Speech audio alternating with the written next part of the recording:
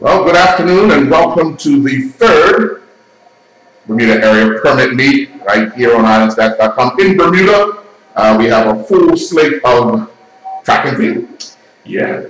Well, this is what we call the abbreviated version of the track. Yes. Well, we're in for some excitement tonight. We have on the local front, obviously, Tyrone Smith, multiple-time Olympian, single-time Olympian, Trey Houston, Paralympian, Jessica Lewis, yes, and she currently holds the Para-Pan women's 100-meter record. That she won in, I want to say, Toronto, 2014. So, we're ready for some excitement. We have several Olympians with medals, several Commonwealth medals holders here in Bermuda as well. So we're looking forward to a very interesting night of track and field. I know Donna Arena, the president of the Bermuda National Athletic Association, is on the field. We have the town crier who is opening the ceremony, and we have the playing of the Bermuda National Anthem as we prepare for a very interesting night of track and field. Well, Irwin, you mentioned some of the athletes here. We also had some returning athletes who were here last year at this meet, so we're looking forward to seeing them again. But also, just the fact that it's here on our island, once again, elite athletes, where our local elite athletes have some great competition. So this night is not only for the spectators who came up to support tonight, but also for the elite athletes as they're looking forward to get more to that season and into the summer. Yeah. Well, we know that today actually is the start of the cycle for the Olympic qualifications. And this meet here kind of sets the tone for that, as athletes will be ready to take part. And we're looking forward to what actually transpires from this particular meet. Yeah, so what happens is that they decided, with these area meets, it gives the opportunity for the athletes around the Caribbean to go around and give more opportunities to qualify for all these major events. We're just here at the National Sports Center as the track announcer making a few announcements here, as we'll be starting promptly on 6:30. Just looking at the weather, and today we was expecting some rain earlier today. It hasn't really just rained a bit today, so there is some overcast skies here in Bermuda. We're at the National Sports Center on we call the main field here in Devonshire. So right now the temperature's around 74 degrees, and the humidity is actually sky high, Dave. It's sky high. 7%. So this is something that will get some of these athletes might take a little bit to get used to, but we know going into the summer season, especially on the East Coast, Penn Relay, we get a lot of brutal weather. So this is something that you're going to have to get used to from here in April. Indeed. I mean, what we're going to be facing, or what these athletes will be facing tonight, will be just a smidgen of the summer months of track and field. We know there's a lot of meets on the East Coast, and we know they have record temperatures in the summer.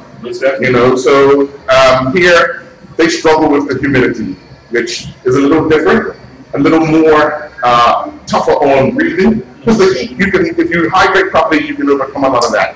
It's the humidity that we have here in Bermuda that kind of puts them at a disadvantage of sorts. So we'll see how it all pans out. We're actually 10 minutes away from the start of the first event here, and I believe it's the women's 100-meter hurdles.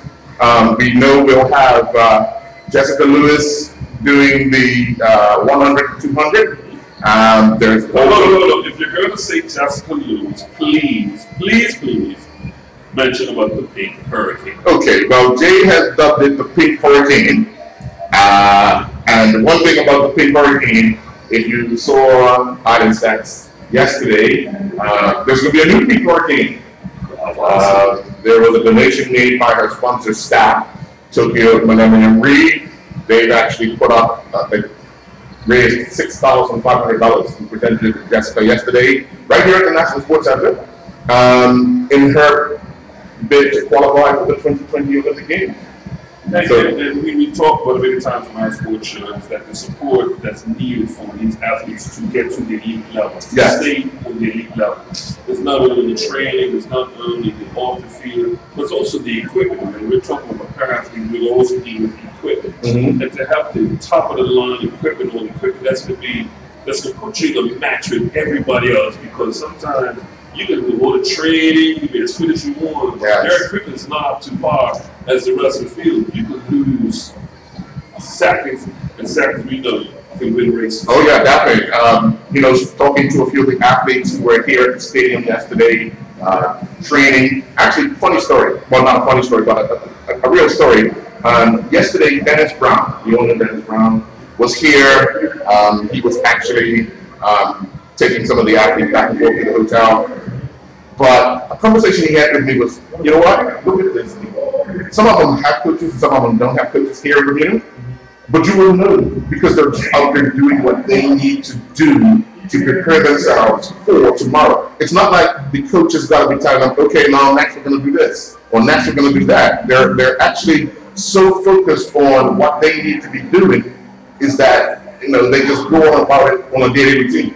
And that's what makes the difference from a good athlete to a great athlete. Yeah. As you can see, the track officials are now starting to take their positions on the course, on the track, around the track. We know we're going to have Tyrone Smith doing long jump right out of the back. You see the 100-meter hurdle ladies preparing. Sort of a unique event, Douglas. When you make contact with no matter what type of contact you make with it, when you make contact with that bar or the hurdle, it sort of takes you away from your speed. It slows you up a bit. So, you know, they want to get over as speed as possible.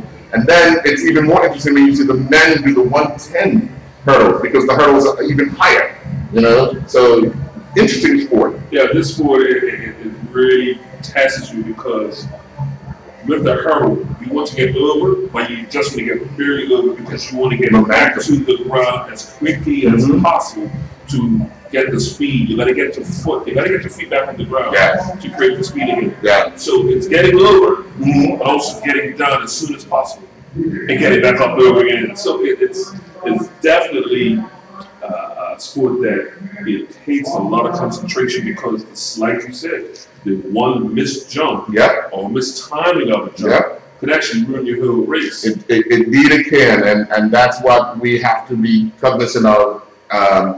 The favorite can get out of the blocks, but 9 times out of 10, if you have a little hiccup along the way, because it's all about steps.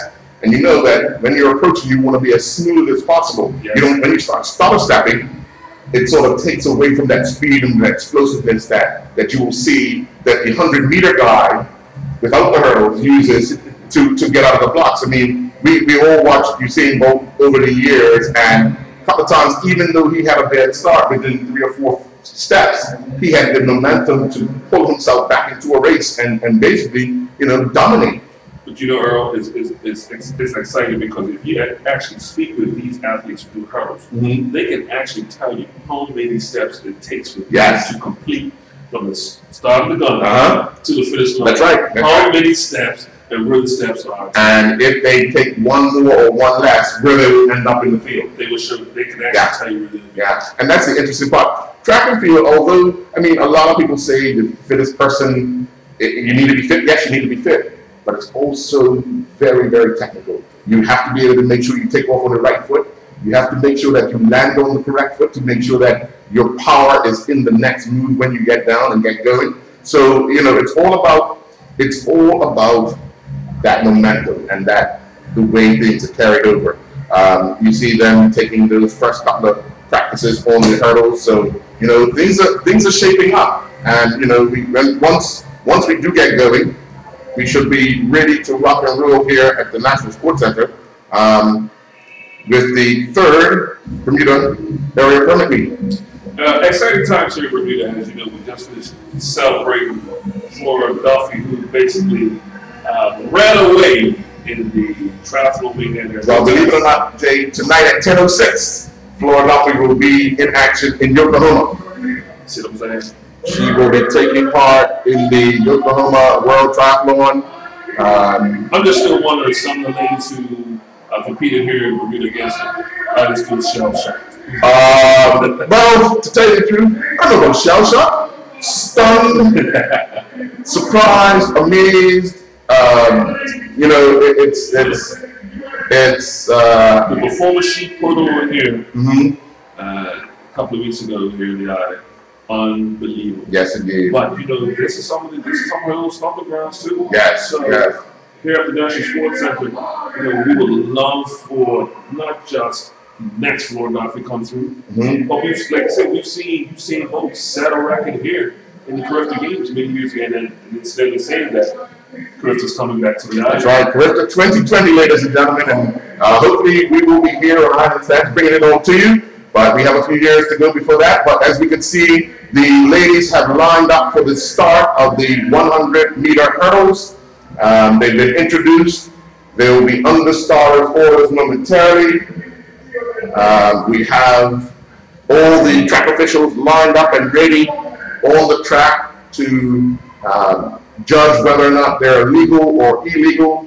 As they go by, you will start to see yellow flags being raised in a bid to determine whether or not an infringement has been committed during the event. So we're moments away from the start of the ladies 110-meter hurdles. We see the long jumpers are ready or lining up to get ready to warm up to take part in the men's long jump. We can see over by the high jump bed that they've looked to start preparing with the judges, and earlier Tyrone walked down, and I knew he was looking for me because we're kind of good joking buddies, and gave me the wave as if I'm ready today. I'm ready to fly. I think we're all ready to see. Yeah, and you know, it's unfortunate that we get to see him once a year in this meet, only because he works and trains abroad. And but it's an opportunity, and we're glad we get the opportunity to see him compete, because you never know when it's going to all come to an end for him. You know, actually, just walking across the line in front of us now. But that's exactly why this meet is so special for us here on the island, because you know a lot of people never get to see him live. You know, so this meet for the organizers, the president, but who's made sure that this continues to happen here on the island is so important, not just, like I said, not just for the spectators, but also for the athletes to actually compete at home. Right. And that's what we look forward to, you know. I know since Donna has been president, her and her committee have worked diligently to try and see if we can get our elite athletes on the island at least once a year. National championships, and you know, we just try to make sure that we get the opportunity for them to be seen. And we're going to see the start of the first event, the women's 110-meter hurdles. We have 5 athletes, lane 6, 5, 4, 3, and 2, and will be under their starters orders, who has called them to the mark. Anticipation of 2018 start of the Bermuda area permit. Thank you. And the judges have confirmed that everyone is legal. They are. And the 2018 area permit meet is underway. A good start in lane 3, lane 4 is underway as they come across. That's new type 4 is coming out strong now. It looks like lane 3. Yeah, lane 3. Lane 3, unfortunately, we have yet to be given what we need to bring you the names, so we'll hopefully get that back rectified shortly. But lane 3, unofficial time. Just waiting for the unofficial time. But The athlete in lane 3 got off to a good start, and I think she won the race from actually the start. Yeah, she was able to maintain that and hold it.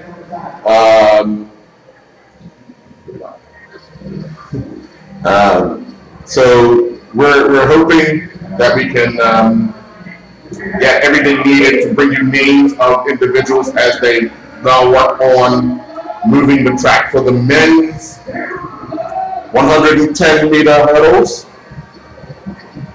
All right, as you're looking at the screen now, you see some big figures coming across on the screen. Yeah. I think that what I just think, just the size of these guys, I might say that's the guys who are being shot with today. No, man, not 100-meter sprinters, man. It's not 100-meter sprinters. But yeah, we have 3 athletes who will be taking part in the 100-meter. Oh, it's not 100-meter. You got me saying it.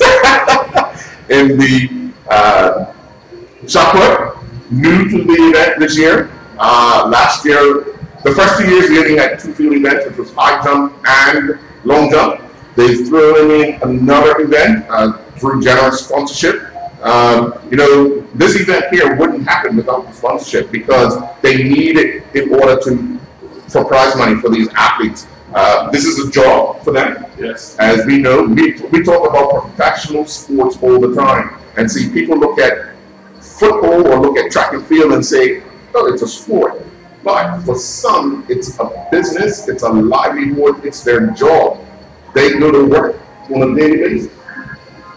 Yeah, most definitely, Earl. When you talk about a sport here, it takes so much, not just the event itself, it's just the training, trying to recoup your body.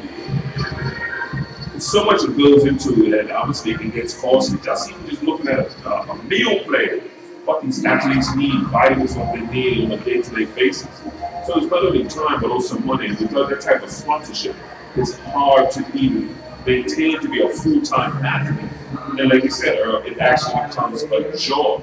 And just look on the track now, the volunteers are fixing the hurdles. We've actually raised them up a bit. Also, you have the crowd here on the grandstand starting to fill up a bit here, and see the crowd starting to come over a bit. So as the lights start coming on, shine bright, you see the guys doing the long jump. They are stretching and they're doing their. And one thing about track and field, a lot of it's routine. A lot of it's routine, a lot of it's practice prior, during, and even after. They do so much stuff that's very routine. Even though it's take for instance, an event like the long jump. You might have probably had about 4 or 5 jumps on the day itself, but how many times they've practiced that just on the day itself prior to the track? And they go in a special area, they have to do certain drills then. Then when they come to the track, they do some more drills. So it's a whole little process, and that's what you need to do when you become a professional athlete. You gotta take every minute of your day and focus on exactly how you're gonna manage it. That's professional athlete. I think that's where a lot of us. How do you manage your time? How do you manage your body? How do you manage recruiting after an event? How do you manage traveling? How do you manage your family? How do you manage your life? And that's so much goes into it. So when we talk about sponsorship early, that's one of the things that you do not have to concern yourself much over, because that can take a lot of mental strain when you're trying to manage everything that you need to be an elite athlete.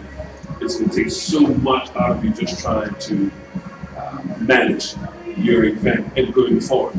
We finally got the results from the first race, which was the 100-meter women's race. Women's hurdles, yeah. Richard Owens, famous last name, from the USA, clocked a time of 13:21, with a time of 13:29. Mackenzie Gill, also from the USA. Andrea Vargas from Costa Rica was third, 13:30. And Brianna McPhee from the USA, 13:37. And then we have Brianna Norman from the USA in fifth in a time of 13:69. So if you look at it, Jay, 0.4 of a second was between first and fifth. And we saw that very close race, but like I said, that race was, and we talked about it sometimes, it can be just the stars that get somebody over the next person. So you see the competition that they're all there. Yes. And they're probably on any given day, Earl. It could have been first, fifth. But that's sports. That is exactly what sports is.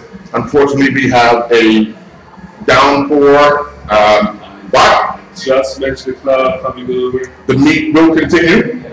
Athletes train in rain, compete in rain, and unfortunately, I hope we actually see the likes of Trey Houston. As you look down the bottom of the screen, that's him giving Donna Rayner a hug. Trey Houston is set to run the 100. Not sure about the 200. He had a little niggle that he was planning to see how he felt on the day. So it's all here at the National Sports Center.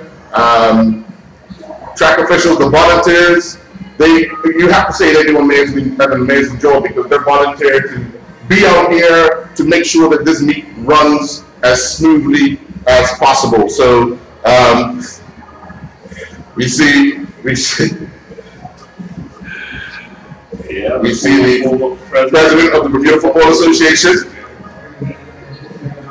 And also, this is Robert North. From a principal and well-respected man in the community. He's my vice principal. He's your vice principal? Yeah, Woodley. How old are you? Because we're any principal first and then vice principal? No, that's my school.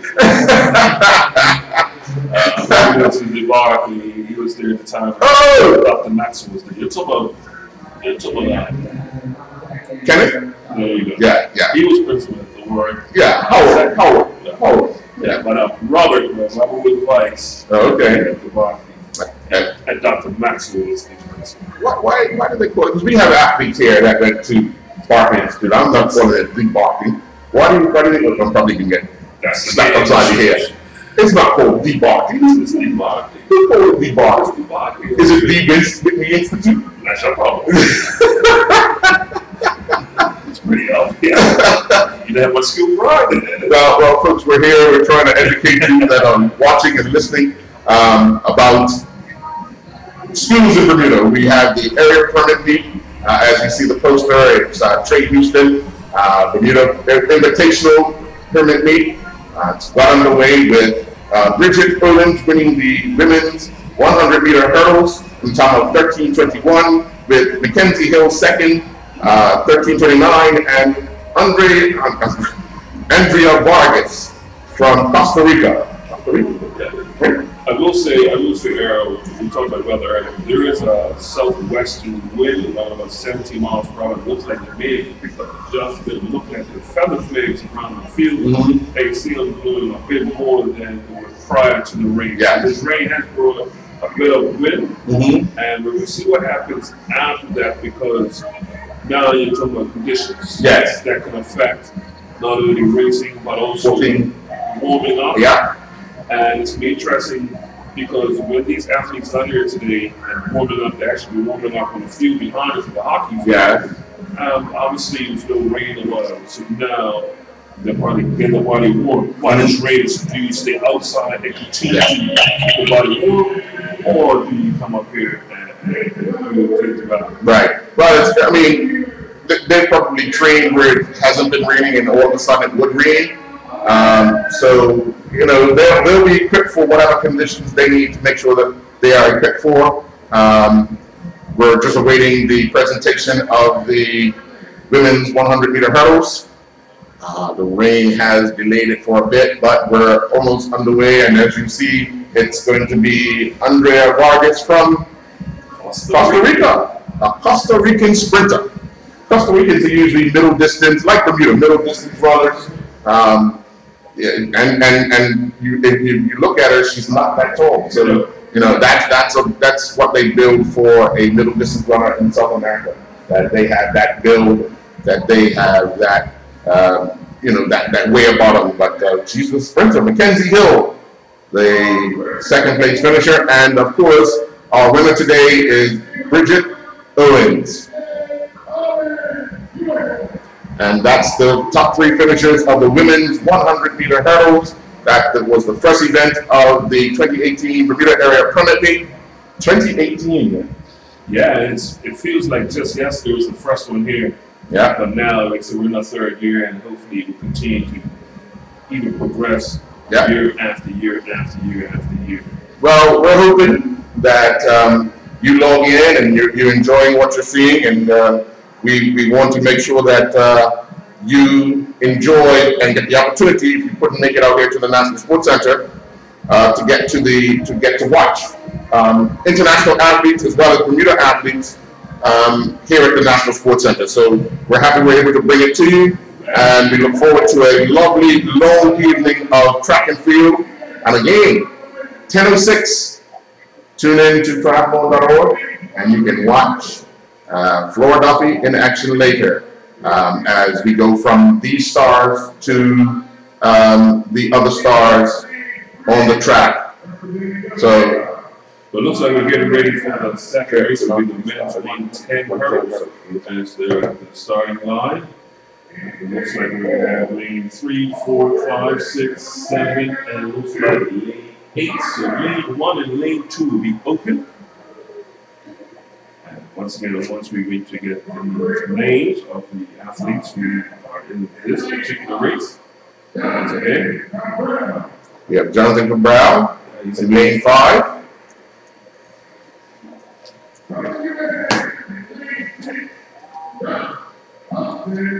Thompson in lane 6.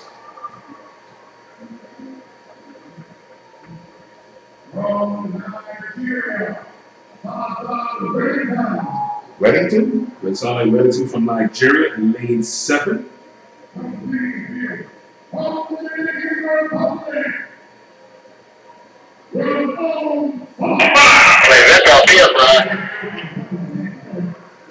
Yeah, look at this. So it looks like I said, all been announced here. And we're just waiting for the athletes to get on the starters' orders. Did you get that last name? Because he said I didn't get it. I didn't get it. Well, the starter tonight is none other than the well-known Mike Watson. He started the women's 110-meter hurdles, and he's doing the men's 110-meter hurdles. The conditions, as you noted, Jay, are a little different. It's a little slipperier, so the athletes now have to be a little more cautious. But the rain has stopped. The rain has stopped. We just need to make sure that everyone remains safe on the track. As you know, actually, this track, once it gets wet, it actually tends to grip a little more. It's not as bouncy. And they're off. Oh, looks like we're Cabral in lane 4. Is it?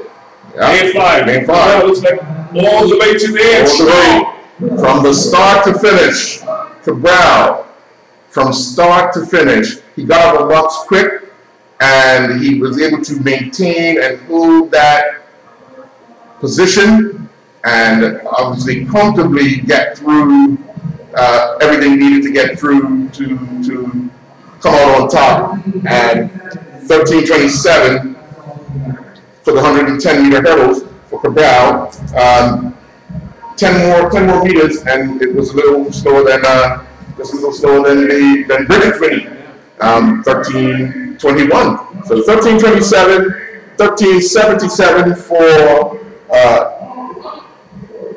the second place finisher. So it's very interesting here at the National Sports Center. Glad to see that they got through over the hurdles under these conditions. As you said, the rain has stopped. We'll probably have another few showers throughout the night. But overall, this is what sports is. Sports is conducted in weather, rain, or shine. As we can see now, we have the shot putters gearing up. They're just clearing out the water puddles that would have gathered on this circle in which they will do their spin. The track officials are now clearing the hurdles off the track to prepare for the next event, which looks like it's going to be the 200 meters. Well, before the 200 meters, race. I'll just give you a rundown of the races that are going to be competing in today. For the men's side, there's going to be the 100, the 200 meter, the 400 meter, the 800 meter. We just finished seeing the 110 meter hurdles. The long jump, as we mentioned, Tyrone will be in that. We're going to Tyrone Smith. The shot put, you just mentioned the shot put, the guys over there across the area. That's introduced. And the 200 and 400 meter para events. That's the men's.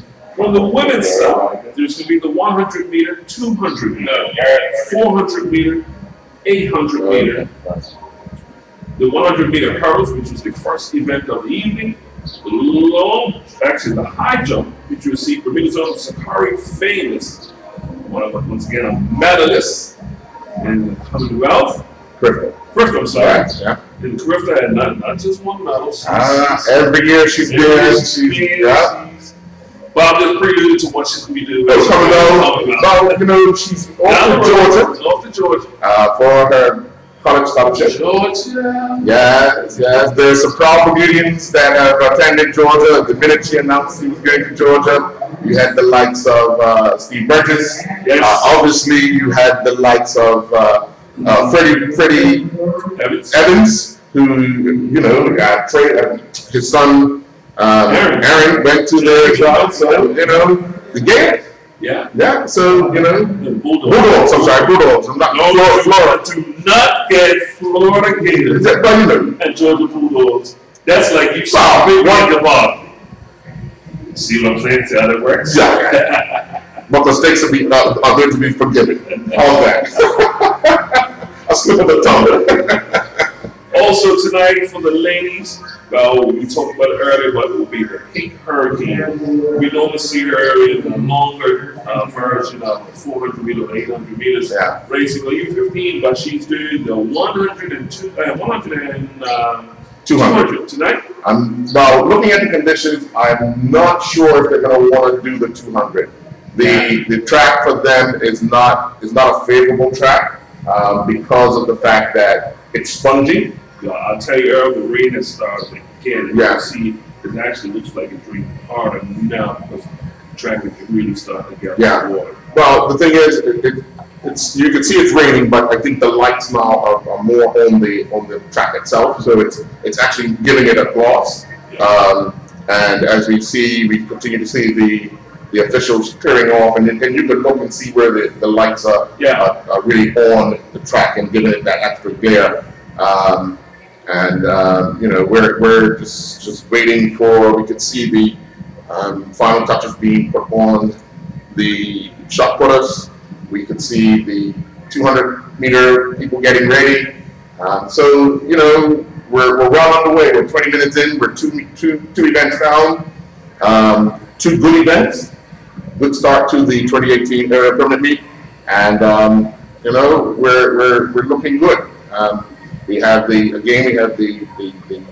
people throwing the shot put, warming up. Well, you mentioned 20 minutes in, and this is one thing about this being a abbreviated track meet. You're looking at basically 2.5 to 3 hours, and it's all completed. Completed by that. So the great thing about the area permit meets, once again, is the particular races that are popular, or we can get the actual elite athletes here, and then once that happens, we can actually have some great competition. Well, we got the results for the men's 110 meter hurdles. In first place, it was Jonathan Brown at the time of 13:57, not 27. I guess I need my glasses. Deuce Carter from Jamaica was second in 13:77. Josh Thompson was third in 13:93. Zaza Wallington from Nigeria. 13:94 and fourth. Tyler Mason from Jamaica was fifth in 14:04. And Ramon Sosa from Dominican Republic. And I believe that was the last lead that we didn't catch. Yes. He was in lane 8. Yes. And he actually hit the first hurdle. I think that basically took him off his stride, took him out of his rhythm, took him, so we're in for some interesting times. So again, 2 events down. Area permit meet 2018. right here in Bermuda at the National Sports Center. We must say, Jay, they do a wonderful job to ensure that this place is kept up, cosmetic-wise. We know there's always problems in other areas when it comes to things that go on, but the staff here, the ground staff here, do an amazing job of keeping this place in some first shape. To be honest with you, Earl, like I said, when we come here, this national stadium goes so many different events. I mean, that's a different thing alone with international rugby. Yeah. The same. So, but you know what? It's not only the groundsmen, but also the volunteers that come out for these events to help out, because you need volunteers for a meet like this. Yes. You need volunteers. Yes. Yeah. Well, but if you look at it, Jay, you hit the nail on the head. Tonight is the area permit meet. Yes. Tomorrow is an international rugby match. Tomorrow night, there's a concert. Yes. And then on Sunday, it's another event here. Yes. So, you know, it's jam-packed. A weekend that they have to keep shifting things around, and they do a remarkable job in making sure that they stay on top of it. And it all, believe it or not, there's what, 4 people that do it on a daily basis, and they have people that come in at night. But it's for a place like this, it's a remarkable job done. And we just finished having international soccer here with youngsters throughout the week. So yeah, actually the final is here on Sunday. Yeah, 4 o'clock. West Ham under 19 will take on the Bermuda under 19s. The 2 teams played here, right here at the stadium on Monday night, played to a 1-1 draw. And so they'll be back on Sunday. And saying that, the under 17 women's national team have found out their dates finally for the CONCACAF continuation of the CONCACAF World Cup qualifiers. They would actually take place in IMG Academy in Fort Lauderdale. Bermuda still have 2 matches to play. They'll play USA and they'll play Costa Rica. So it's still a lot to play for Bermuda. As we know, we're in the group with Canada. The other 2 we already mentioned. And the top 2 go to the semifinal. Obviously, the odds-on favorites are. Yeah, get ready to move over there. We have so many different things going on for us. So now we're going to get ready for the women's 200 meters. And obviously in lane 1, we have Ashley. In lane 1, we have Ashley Kelly from British Virgin Islands. Half Stuffer, or half, how would you say that name? Hasatu. Kamara from Sierra Leone. We have Jessica Beard from USA. Samoy Hackett from Trinidad and Tobago. We have Tania Gabber from the Bahamas. Candice McGraw from USA. Ciara White from USA, and Jordan Lavender from USA. So all 8 lanes of field, women's 200 meters on the track. We're ready for the start. And they're under starter's orders. Oh, he's asking to stand up. Keep your eye on lane 6, Candice. She has the fastest seed time of 22:03. I don't know if she'll be able to do that. There's a couple puddles in there. If you look on the bend, Jay, there's puddles settled in lane 6. So, you know, it makes it that much more challenging. Just think she's going quick enough, she's not even going to see. Splish splash. Also, keep your eyes out on lane 4, Hackett from Trinidad, and also Gazer from Bahamas in lane 5. Yeah, 22:51, 22:54. So, interesting. And also in lane 8, Lavender, 23:04. So, Ciara White is 22:84. So, to be anybody's race. Yeah. Yeah. Again, they're under starter's orders, and he's been given the okay. And they're on the way. It's like lane 4 is got up pretty quick. Yeah, that's Hackett. Hackett coming over the band. She's not out in front. She's going to be coming on the stretch now. But there's lane 6. You said it. Yeah. You said it. They're breaking down the side.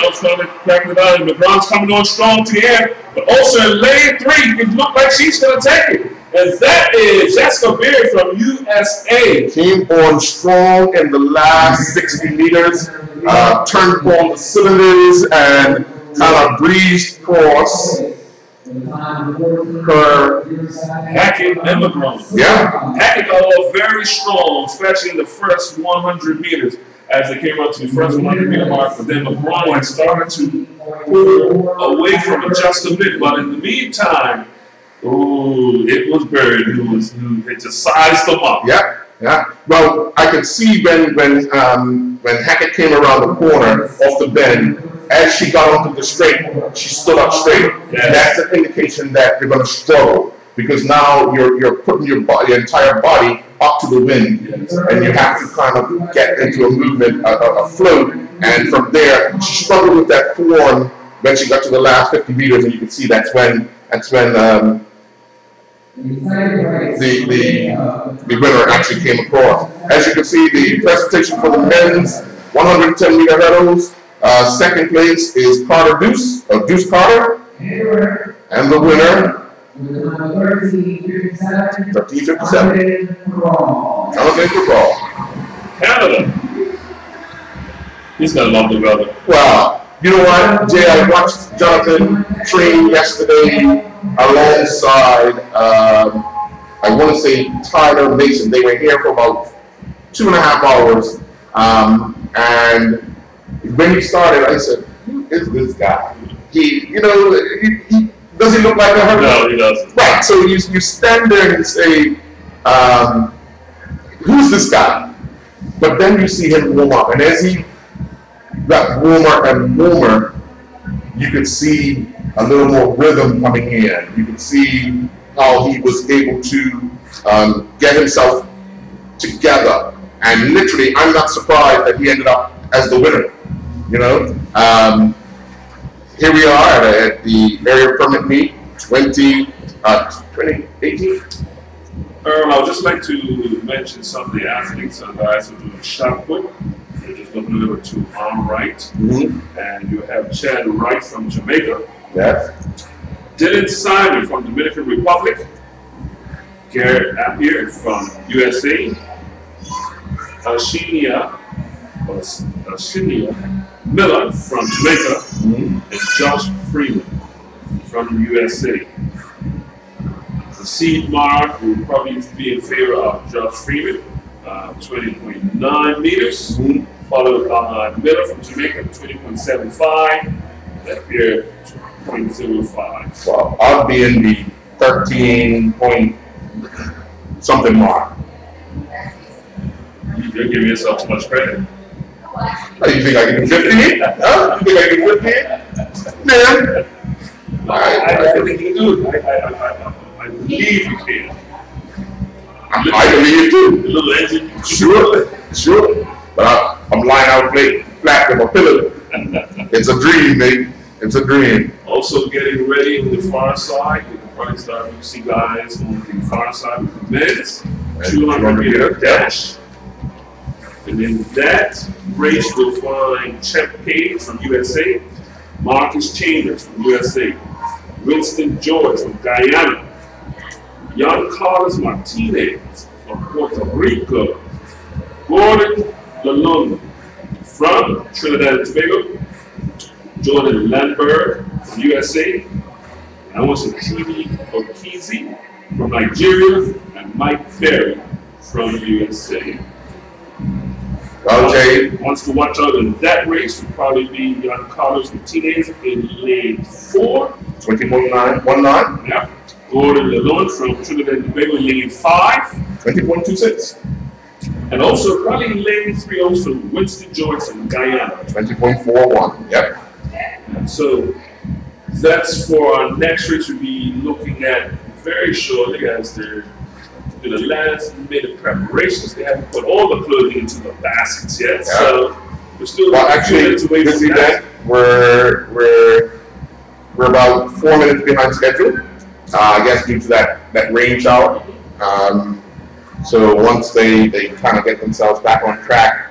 But the next event on the track after this particular one is one, Jay, I know you'll be excited to watch. It's the 200 women's para wheelchair event featuring Brianna Dupont from Canada, Bermuda's Jessica Lewis, and Jessica Martin from Canada. Well, Earl, I haven't had the privilege, unlike yourself, yes, to travel around the world to major events, Paralympics, one. Yes. You got to go to great place of Brazil. Yes. I just had to watch it from afar. You've been to the other side of the world to see Jessica compete. Yes. I've had to stay with 21 square miles. So the last time I got to see was right here at the National Sports Act, approximately a year ago. Yes, yes. So I had to wait a whole year. You didn't have to wait a year. I've had to wait a whole year. Somebody got to be the draw, Stan. Somebody got to be the draw. And as the crowds making noise now, you just told about being announced. Yeah. Yeah. So, you know, but and I'm glad that the race going on, we mentioned it might be in jeopardy because of the wet track. Yeah. It looks like they're going to still go ahead and do it. You know, Jay, I'm proud whenever a Bermuda athlete represents us. And it's a proud moment to sit there and watch, well, not sit there, but stand there and watch a Bermudian take on the world. How hard is it? Because you see a lot of these things through the eyes of camera. Yes. But how hard is it where you just would just look up? Trust me, it's tough not to do it. And Jessica won the 100-meter Pan Am gold medal. It's tough. Because you want to capture that shot. You do. But the emotions, you don't want to miss the. Yeah, it's you have to check your emotions as well. You know, so it becomes that much more difficult to concentrate. And if you look at the bottom of the screen, in orange is Tyrone Smith as he's putting the final touches on his warm-up for the men's long jump, and the men's 200 meters are being announced, and we'll get to that race momentarily. Yeah, 200. Please go to 200. I think what Tyrone loves a little flashing. Let's say flashing is when it's got something brighter like today's Nike spikes. Yeah.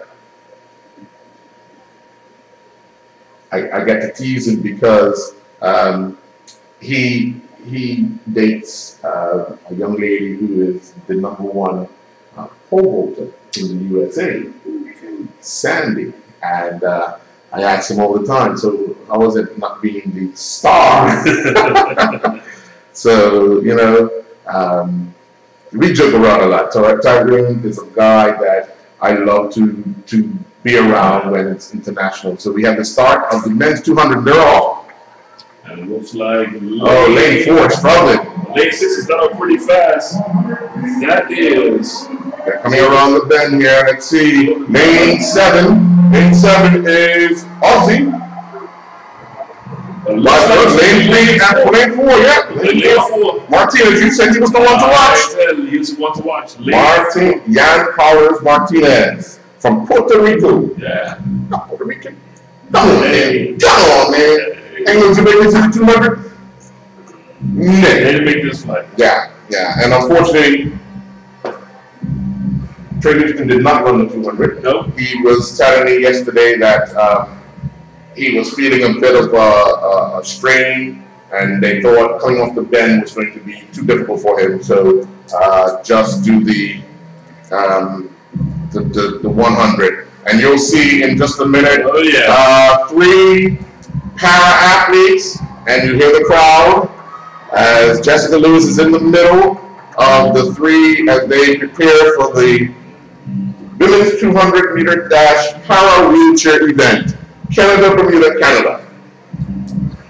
And just to let you know, Jessica's coach, who is also going to be competing here, Curtis Tom who is the son of her late coach, Ken Thorne, has officially retired, and he will be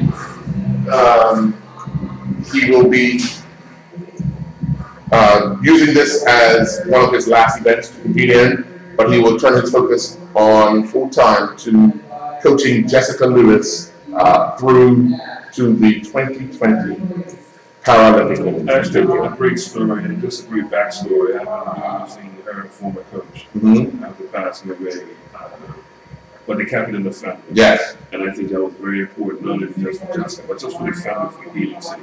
So for them to continue and her to still have the same knit. Yes. It helped out each other, Right. the family, but also helped out Jessica. And she said that it's a little different. It's a little different because now Curtis knows what it's like to be an athlete in a wheelchair, where his dad was not, but he done a great job. Yeah. Go ahead. Now they're getting ready to announce the ladies. And we're just looking at the ladies. No, not yet. Not yet. The ladies from the Are you in the mixer? women's 200-meter final. Are you in the mixer? Can you run two power hands? In second place was Samoa Hackett from Tobago. Bring two. LeBron was in third place. And number one Excellent job, prize, it will be Jessica Moore from USA. And we mentioned where she came up on lane 3 and really the last 55 meters or so powered her way to a victory. Okay, good. You can move to the She's got the white jacket on $200. and the orange. That's it. We're asking the podium now. In the meantime, the shot put is going on. I see a red flag over there, so waiting for the next athlete up. They're getting ready to go to the wheelchairs. As we are ready for the Post school first. That's the introduction. 200-meter dash para wheelchair. In the 3 lanes, Leanna DuPont from Canada in lane 3, Jessica Lewis from Bermuda in lane 4, and Jessica Fronton from Canada. And I don't have to really tell you who's the favorite in this. There's a time of 30:47. I'm so proud of you.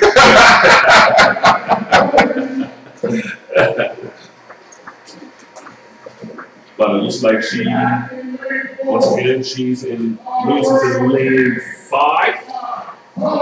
Actually, lane 4. Lewis is in lane 4. Jessica Lewis is in lane 4. And I'm pretty sure she will feel that crowd from over on the far side of the field as they get ready. They'll be understart as well as momentarily. Lane 4, well, lane 5 is Jessica Fontaine, lane 4, Jessica Lewis, and Ayana DuPont in lane 3. And they're lined up left to right, 5, 4, and 3. And they're off. Lewis got a good start, But here comes Fontaine. I'm sorry, DuPont. But actually, Lewis, once she gets over the corner, it's going to be all over as she makes the bend on the 200-meter straight. What's the power? And there she goes. She's opening up the lead. There she goes. You can see the difference in the lead there. Jessica Lewis will win the women's 200 para event without a doubt, putting on a show for the local crowd. Jessica Lewis has won the 200 with DuPont in second and Fontaine in third. We await the official times. Earl, did you see the hurricane come through? Did you feel it, Earl? Well, the hurricane pushed the ladder away, and I was able to come through with a wonderful display of power right out of the bat, Jay. And I know you would be now smiling because you get to see her again. Yes. So here, but I got to see her. And we see the men now coming on the track, and We have in the men's 200-meter wheelchair event, again, we have Alex DuPont. He has a time of 26:49. Isaiah Christopher has a time of 27:16, and Curtis Tom has the fastest time of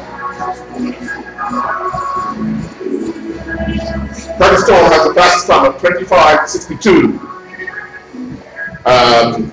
And of course, Curtis holds a Commonwealth Games bronze medal from the men's 4x100 relay, or 4x400 meter relay. Interesting story in that event where they done the race in the morning and there was a crash as one of the other teams went into the lane and cut off the Canadians, and they reran the race at the end of the meet and they finished in third. I mean, the crash was, I mean, Jay, you didn't even have to be for Canada, but you felt for, because out of the chair falls the guy, here comes another chair, and you know, and they're moving so fast, and it all happened, and it's like, oh my gracious, is he okay? Is he okay? Kind of thing. But in the end, it worked out. They came out with a medal, and you'll get to see what power, because if you look at these guys here on the track, you're going to see some power as they explode off that bend. And if you were impressed with what you saw from Jessica, you will be more impressed with what you'll see from Curtis, Alex, and Isaiah. These guys train together. Well, I was just going to mention that. I know with Jessica, you know, these ladies who she's been competing with, it's not just here. Many other events. And that's what the Premier League does, you know, especially for our local athletes. The friends and who they train with, who they compete with, say, hey, why not come to Bermuda? And vice versa. When you go to their country, you get treated the same way. Mm-hmm. It's nice with these Premier Leagues, it gives an opportunity not only, like say, foster relationships, but also still do the competitive environment. Yeah. And that's what competition is all about. It's making sure that you get that friendship, you get that relationship, because you ask any athlete, any professional in any sport, some of their best friends are people that they compete against from different places, because they get to understand and they know what that person has to go through in order to become a top-class athlete. You know, this was the opportunity. If anybody was in the men's 200-meter Caribbean Games 2004 here at that track, you guys tell me you wouldn't remember. I lost to Usain Bolt, broke the record right here at the National Sports Center. That's my claim to fame. I probably wouldn't remember you in the race, because all I remember was Usain Bolt. I would have kept that paper that said I came last. So far last that everybody was going by the time, but I was on the start line. I was part of history. And those are the things that you can never take away from the other 7 athletes that were there. Yes. Never, ever, ever. It's almost like if you were the opponents in a final of a World Cup, you're part of that history. I want you to hold to that thought, because I'm about to start the men's 200-meter power wheelchair. And in lane 5 is Curtis Coleman. In lane 4 is Isaiah Christopher. And in lane 3 is Alex DuPont. In that order, left to right. Oh boy, Isaiah has exploded out of the blocks. Isaiah will come off that bend. It's lane 4, Isaiah Christopher. But don't count out Curtis, he's on the inside. Let's go stop. Well, Curtis is on the outside. Now it's Isaiah and Alex DuPont. There's Alex. That's DuPont right there. Now, DuPont will win the men's 200-meter wheelchair para event with Isaiah Christopher second and Curtis Tom, who ironically had the fastest time, but struggled off the start. He had a rough start. Yeah. But he was able to rebound. In the meantime, Isaiah Christopher was actually going pretty quick, but started to fade a bit for the last 65 meters or so. Just off the bend, he struggled with it. But which is interesting, because you would think they would struggle coming on the bend, especially on that track. Right. But just the opposite. Whereas Alex DuPont really exploded. Yes. and he used the power in which he had been able to gather as he came off the bend onto the straight to basically come away from Isaiah to win the race. And you see the good run the backstretch now. Yeah, I know. Curtis and I talk a lot, and I'm pretty sure he's not the most friendliest right now, but he's one of those type of people that he'll do it because it's all part of Jessica's development and Jessica being in Bermuda, and that was what his father was always about. Jess, you have to go home, you have to compete at home, you have to show the people in Bermuda what you're doing. Do not leave out the people who have supported you from afar. If you get the opportunity to show them something, then you have to look to get that back. So as we get ready for the men's 200 meter dash presentation.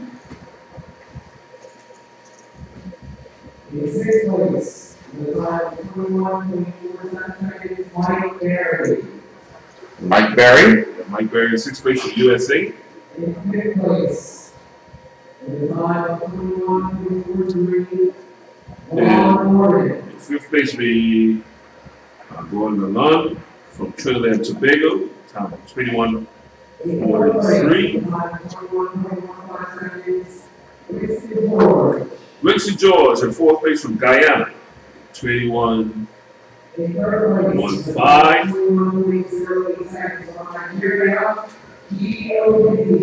Gideon Kesey, we talked about earlier, from Nigeria, is in third place, time of 21:08.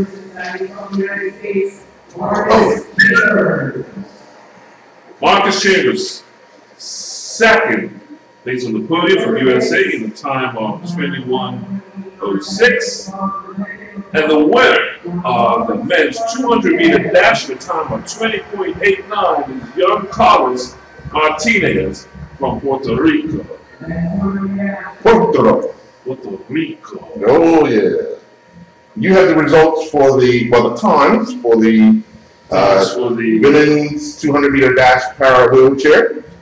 Third place, Jessica Fulton from Canada, the time of 35.71. In second place, Diana DuPont from Canada, time of 35.13. And the winner of the women's 200 meter dash para wheelchair, none other than Bermuda's own Jessica Pink Hurricane Lewis, at the time of 34.10. And if you look at her time, her fastest time there for that particular event was 30.47. And what was her time? 34. She's actually gone faster here in Bermuda than, no, I'm sorry, 34. I'm sorry, 30. And I'll put my glasses, man. Take it easy. What was already? No, we've been on for an hour. So give me a break, man. Give me a break. Well, in the men's race, you had Alex Capon winning in the time of 30:10. You had Isaiah Christopher second in the time of 30:25. And Curtis Stallone in third in the time of 31:08. And as we can see, the men's long jump, Bruce DeGuerra just there. Nice to see Bruce also back on home soil. Yeah. Competing. Yeah. He competed here last year also. Yeah. And if anyone knows, Bruce had an accident and was recovering. He's now back in action. We have George Field from USA, and Wally Wright from Trinidad and Tobago, Carol Lane from USA, Daniel Bramble from Great Britain, and the Joker himself, Tyrone Smith.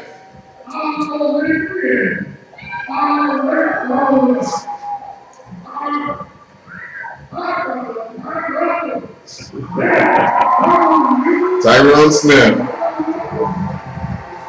What does he have in store for the Bermuda crowd tonight? He's always full of fun.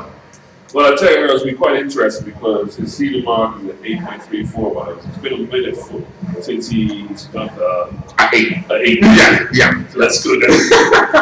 But other than him, you got Bramwell at 8.21 and Lane from USA 8.04. So everyone else is under 7s, and probably with the conditions tonight, I'll be surprised if we see an 8 tonight. But this, once again, it just takes one jump. Yeah, if there's going to be an 8, it's going to be on the first attack. Yeah. Because that's the one you've warmed up, you've done everything you needed to do, and 9 times out of 10 you're going to give it your all on your first attack. Also, actually, you know what, Jay? We're now moving to the men's 800 meters. And actually, no, you know what? Back on time. We're actually ahead of time. Ahead of time by it's not starting yet. So. Well, yeah, we're 3 minutes to the good. I mean, these things are mapped out right to the T, and I think they are looking to make sure that they keep up because the final event is scheduled to take place at 9:30. Like I said, mentioned a 3-hour meet. Yeah. Trying to get everything, and so we talked about it.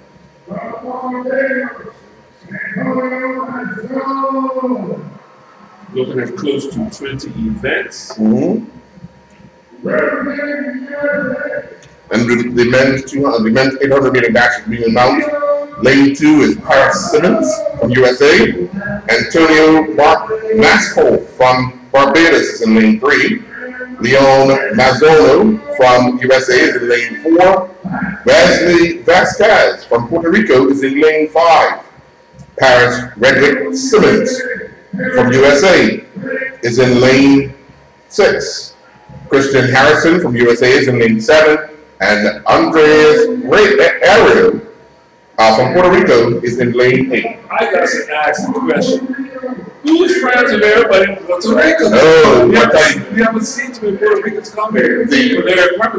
The president of the Bermuda National Athletic Association said to me after the first event that when they saw what the stadium was like, when they got that feel for the atmosphere, watching it online, they all put their hands up. The first one too. So it was one of those things where when that meet came online, they quickly put in that I want to come, I want to come, I want to come. And believe it or not, Mia Black, who's the technical officer of arranging for the athletes to sign up and all, she says it doesn't take but a matter of hours that people have already sent in emails saying they want to be part of the area permit meet interview. So I'm reaching out now. Wherever you're from, I want to see, because we want to see the diversity. Yeah. Not just with athletes, but also from the countries. Well, you see, we have Great Britain, Bermuda, USA, Trinidad, Puerto Rico, Nigeria, Guyana, you know, Dominican Republic. We've got a very diverse field here, and I guess they are going to wait. Yeah, it's now back on time, and we'll be ready to rock and roll. Mike Watson again back as the starter, replacing Alan Van Putten. Look like lane 8. That's seated time. 1:45.80. And they're off. They are off. 800 meters, so we will have 2 laps on the track. That's in the first 200. Also in the meantime, the first long jump. Tell you, if there's going to be a big jump, it's going to come on that first attempt. We'll keep an eye on the long jump as we watch the men's 800 meter race.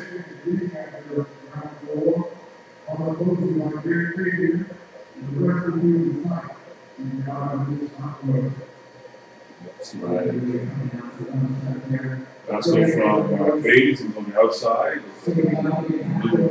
He's sitting in 4th place now. And we'll try to get a time as you'll start to see some movement going on.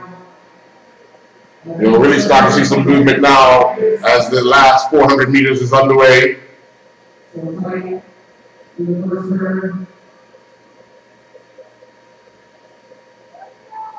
Some jostling for first place there, but don't be surprised at Vasquez on the outside there. The strides are opening up. Yeah, here comes the move with 300 meters to go, less than 250 to go here. It's all up straight. He's moved to the front now. He's using his arms. You could see him using his arms for power. And it's actually working now. Can he hold it? Because here comes on the other side, the number 2 runner. He's coming on the outside. That's what I was saying. Will he be able to hold it? Because he's got it now. He's got it. No, he's not. No, he's not. He's hooked. This is the big time. I'm afraid, but he's not going to run away. Oh boy, he did. Oh, I believe he's pulled up a little. But he had enough in the tank. Those last 10 steps did not look like proper form. Explosive line. And it was Wesley Vasquez. Vasquez went across the line first. Vasquez, he made his move at the 250 mark, and we looked at that stride, and it really opened up for him, and he had enough in the tank to get himself into a position of winning. As we see the shot put, it's a tough, oh, that's out of bounds. Out of bounds, as indicated by the judge in the back. A big toss, but out of bounds. And that leap, we just missed it. If she turns it all the way around, we just missed it. Keep turning, keep turning, keep turning. 6.7. Wow. So look at that. Yeah. That's one up. Now that is a 7-something. Yes. If not 8, but 7-something definitely. She was gliding through the air just The thing is with the long jump, unless you slow it down in slow motion, Jay, what you would see is the feet hit way ahead, but the rest of the body falls behind, and if you drag it, it's from wherever your finger touches or whatever touches behind you, and that's the unfortunate thing about the long jump. Sounds like everything's a landing. Yeah, yeah. What goes up must come down. Clear for takeoff.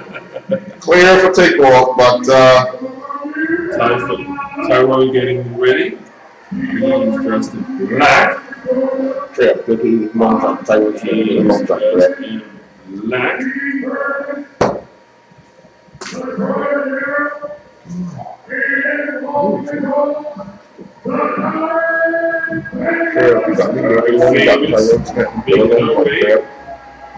She's over the high jump pit.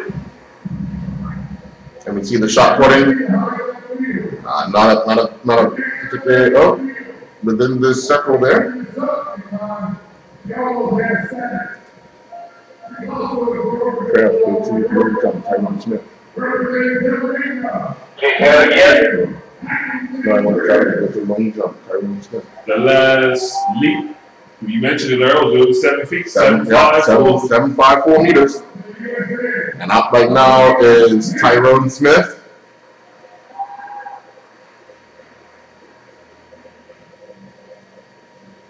Ready?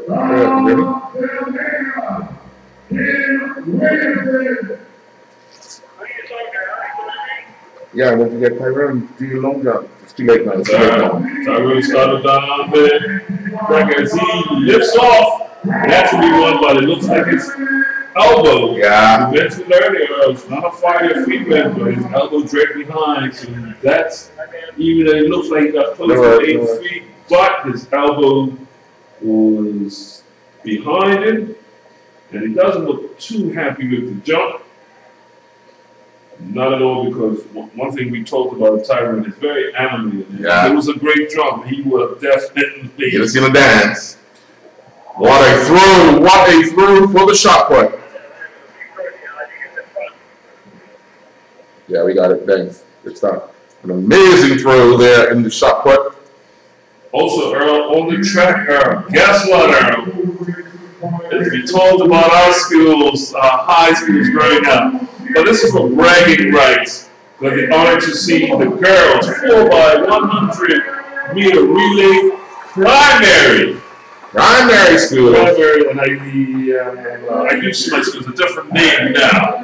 It don't exist. It don't exist? Well, we're going to have Bruce Bermuda before we see the primary school kids, but let's see what Bruce DeGrilla could do on his first attempt here. Also, Tyrone jump was, that's the 10th round, 7.55. So he does have the best jump so far. Not bad at all. Out of 3 jumps, or 3 athletes who have jumped, he has the best so far. And here's Bruce DeGrilla. He's in his stride. Opening up his stride off the board. That's a 7 point what? We'll see. But he landed back a bit. So his back, if you can look there, you'll see where he makes the cradle. A lot of jumpers, if you watch, there's a great British jumper, Rutherford. He basically kicks his legs out and then thrusts his body forward. So 9 times out of 10, he never falls back. He always falls forward. But very interesting with his run-up compared to Tyrone. Tyrone is a lot more speed through the run-up. Right. Bruce is more calculated. Yeah. But Bruce actually explodes at the board. Yeah. Trail that's starting at the other side. The primary school starting to your right. Yeah. It's amazing how people get what they need to get, and we're going to see Bruce DeGrilla's distance here in a matter of minutes. 7.14. 7.14, so not bad. And we have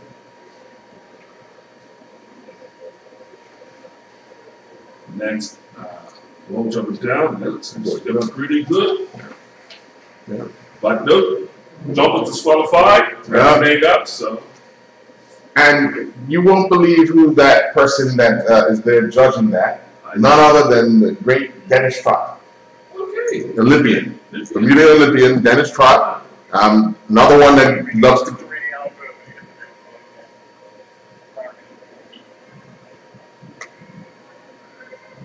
Okay. I don't think they're ready yet, so they get the side number.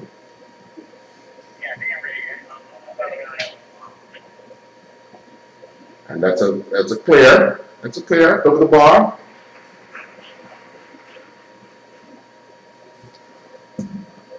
Once again, the women's high jump also taking place simultaneously. And the women's high jump is Sunil Atkinson Greer from Jamaica, Amaya Smith from USA, Kim Williamson from Jamaica, and Priscilla Frederick from Antigua and Bermuda.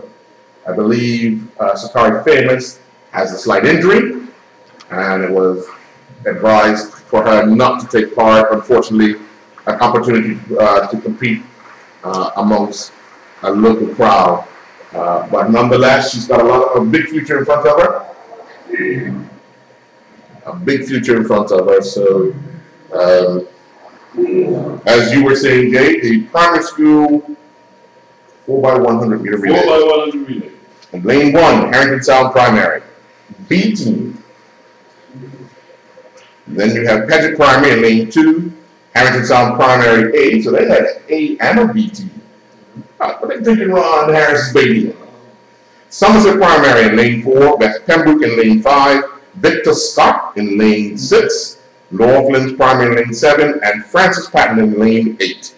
They are under starters orders, and starting this particular race is former Olympian Cal Dill. Talking about Harrington Sound, you've been covering youth sports in the island for quite a while now. Really been impressive with their sports program down at Harrington Sound Primary School. They've been competitive in every sport they finished here. They finished runners-up in the boys cricket, losing out in the final. The girls won it, yeah. Yes. And then their A and B teams have made it to the finals of the for the Pyramid League. So let's see what Harrington Sound put on. Lane 1 and lane 3. They're off. There they go. And lane 3 looks like she's got a great start. Harrington Sound, but let's not count out Somerset Primary nor Paget Primary. Transition, and watch this young lady from Harrington Sound take off. She can fly. Another back stretch. Yeah. But don't count out the two on the outside, which is Francis Patton and Northlands. But Francis Patton has come off the bench, and they look like they have a lead. I'm sorry, Harrington Sound has come off the bench. Look like they have a lead. Can they hold it? If the transition is good, it is. There she goes, and it's going to be Harrington Sound 18. Hold on. No, she cannot hold on. What a finish! What a finish! What a finish! Lane 5, West Pembroke. Boy. You didn't see that coming? I did not see that coming. West Pembroke. Take a bow. A remarkable recovery from transition of the third leg to the home leg. We didn't see that. Well, I tell you, the transition for the last leg of Harrington Sound, it wasn't as clean as I think. Right. She got off to a bad start, and by the time she tried to regroup, she was being. You could see the form was not there. Yes. She was struggling to get the rhythm going, and by that time, the young lady who was representing that's Pembroke. Tracked it out. Yeah. She was in full flow. And you could see the body language in lane 5. Yeah, she could see her struggling also. Yeah. And just exploded to that point where and you know, Jay, if you're running a race, or once you feel that person there, and you know you don't have nothing left to say, it's demoralizing. But to be honest with you, she might not have even seen her because she had a pretty decent lead at the exchange, and there's no way she would have seen her behind her until she came across. I'm pretty sure she would have felt it. Because you're running, saying, like, hope nobody catches me. Hope nobody catches me. Well, you know, that one's in the bag. That's Pembroke, followed by Harrington Sound A, and we'll look to see how they finish in what order at what time. So I think it was something primary. It is somewhere. It was something primary. okay. We get the official results. Yeah. But also we're looking at the boys now. Bringing right to that regard. Harrington Sound B team in lane 1. That's Pembroke in lane 2. Hedrick Primary in lane 3. Port Royal in lane 4. Harrington Sound Primary 18 in lane 5. That's Penn Primary, lane 6. Francis Patton in lane 7. And Tossback Primary in lane 8. Once again, Harrington Sound has put in 2 teams. And this is all from the Pacers Relay Classic that took place last week. The winners of the first and second place teams in different age groups were allowed to then come into this. So as we watch the presentation for the men's, and we're going to see Tyrone. We're actually going to get a chance to see him. Here he comes down the runway. The takeoff. That's about a lead. Well, he doesn't like it. He doesn't like it. That's about a lead. The last lead was 7.55. Yeah. We'll watch and wait to see what happens. It was a foul. It was a foul. A foul? It's a foul. Yeah, it's a foul. Well, we have the results of the girls 4x100 meter relay, and it was West Pembroke 18 with a time of 58.44. Harrington Sound Primary 18, 58.92. Northlands Primary in 101.08. Somerset Primary is 4 in 103.06. Hedrick Primary in 5th is 103.95. Harrington Sound B, the time of 103.96. So there's the men's 800 meters presentation, and behind that we're going to have the presentation for the men's shot put. So we'll get to see who won that event. Vasquez, the male, the Wesley Vasquez won the 800 meters. We saw that momentarily. We're moving along very nicely here. Brewster Griller's about to jump. He's getting the crowd involved in it. There's so much going on here at the National Sports Center, Jay. And that's one thing with the air permit meeting is like your attention span You have to keep bouncing from different things. So going that again. And he has a good leap. Yeah. I think he was more concerned about the board than the actual leap, because I don't think he put his whole effort into that particular one. It's going to be a low 7 if it is a 7.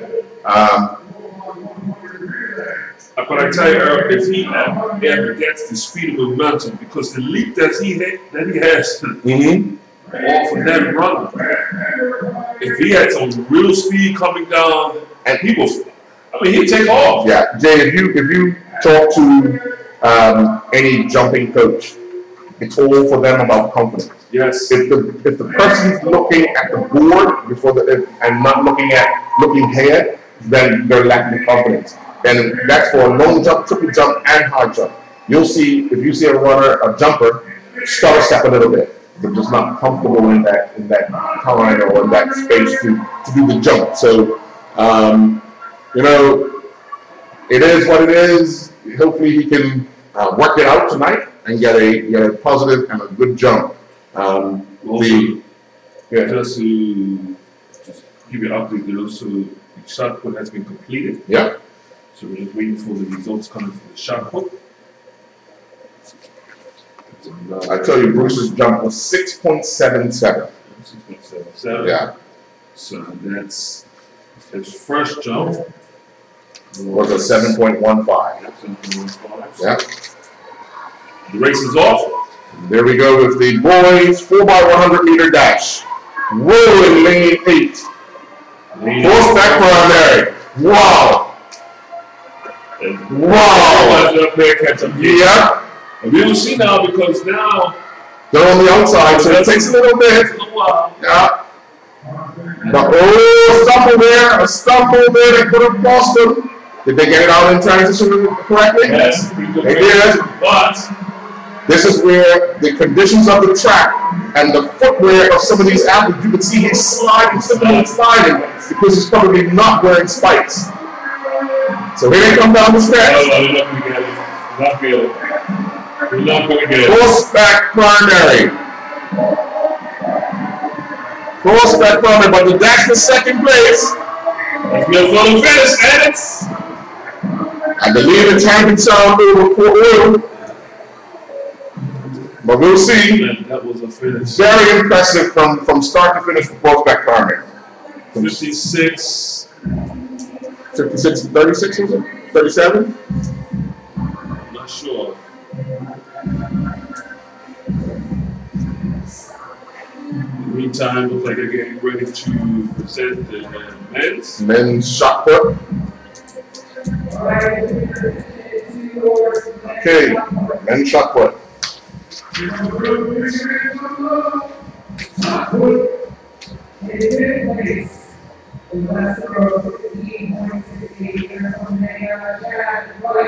$16.6. Chad Wright was in 5th place. In 4th place, the best row 18 years, 21, Dylan Simon. Dylan Simons, 1821 from Dominican Republic. The best row 19.6 years, Josh Freeman. 19.46. Josh Freeman is in 3rd. In 2nd place, the best row 20 years, 24.1 from the United States, Eric Tucker. Yeah, Epier from USA, 20.41. The Union Row, 20.9 years, and a meet record, and we got to see that meet record of 20.93 from Ashnia Miller from Jamaica. Also, you also got to think of Epier too. Out doing his C mark also. Yeah. And Miller. And Miller. Yeah. So the meet record has been set at the broken 20.93. Well, it has been set because it's the first area permit meet for men's shot put. So he'll hold the area permit record for men's shot put. I'll tell you one thing. I will say I'm disappointed in not seeing somebody here tonight. Last year, I had the privilege to see a steeplechase here Yes. And they probably feature Bermuda Zone. The Mont Marshall. Marshall. Yes. And I've never seen a steeplechase on the island. Well, it's For international. Right. It's hard. I mean, I don't want to make any excuses for the BNAA, but the event is all about who you can attract, and if they can attract exactly. the steeplechasers. I love watching matches. It's different. That's what it's totally different. It's not that who came, who did come. Right. It's just I wanted to see the game Yes. because I felt like it's like a taste of it. I wanted to see the game. Yes. But not only that, I wanted to see the Mont Marshall, how he improved from last year. Yes. Well, let me explain what's about to take place. What's the crowd? Northwood Primary, the girls, 4x100 meter relay, Northwood Primary in third. But Jay, they're going to get something special. The winners will receive Oakley Shades, sponsored by Oakley. The Oakley person is on island, wanted to be a part of the area permit week, and he decided that, or the company decided that they will give the winners of the school relays Oakley Shades. So you can imagine what everyone's wearing school. Oh, what the wearing school will be the winner and the good of the Oakley Shades. Will be assembly wearing by Shades. They call me up on stage, I'll still be wearing my Shades. I'm going to sleep with them tonight. You know, that's the proud time for these young athletes there. This will be one of the biggest crowds they'll ever be in front of. They're rubbing shoulders with world-class athletes, and the fact that they're now the focal point with everybody's eyes and ears on them. You're absolutely right, because we're talking about we just take somebody like Tyrone Smith, right? He's probably on the back end of his career. And he's the ones who are not even, started. Yeah. So, say 10 years from now, or 15 years from now, they can say they were in a meet with Tyrone Smith. That's right. They was in, with former Olympian. And that's, like you said, those are things that you remember. They will remember this forever and ever. Amen. And if they don't remember, the parents will sure remind But they remember, because that's what, especially with a relay, you might grow up and grow apart, but you as a group, you will always forget what we did up in National Sports Center. That's right. Yeah. Too bad I don't see the East End Primary or. See, let me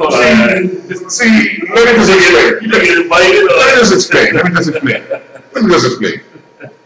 They said they wanted to make it a competition, right? And the unfortunate thing is, we didn't want to blow 80 field. So, you know what? We decided we would just. It's understandable with speed. When you're not up to the speed, you just what we call laid up. Tyrone Smith is up. Tyrone Smith is up down the runway. Let's see if he can get a legal and a good jump. Keep an eye on Dennis. Keep an eye on Dennis. Because he's excited about it. It's a legal jump. And Tyrone is excited about it. Yeah. He's happy with that one. But it's always that worry of where he puts. Yeah. He's happy with it. And now we're going to go to the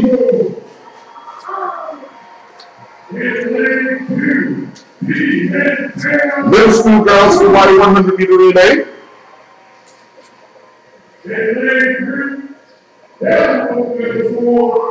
In lane 1, we have Senn Secondary Middle School, TN Tatum in lane 2, Bermuda Center for Creative Learning in lane 3, Dalwood Middle School in lane 4. In lane 5 is Whitney Institute Middle School.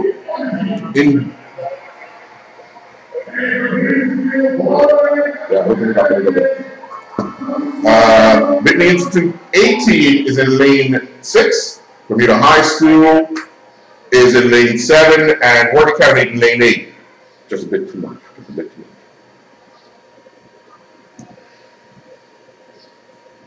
much.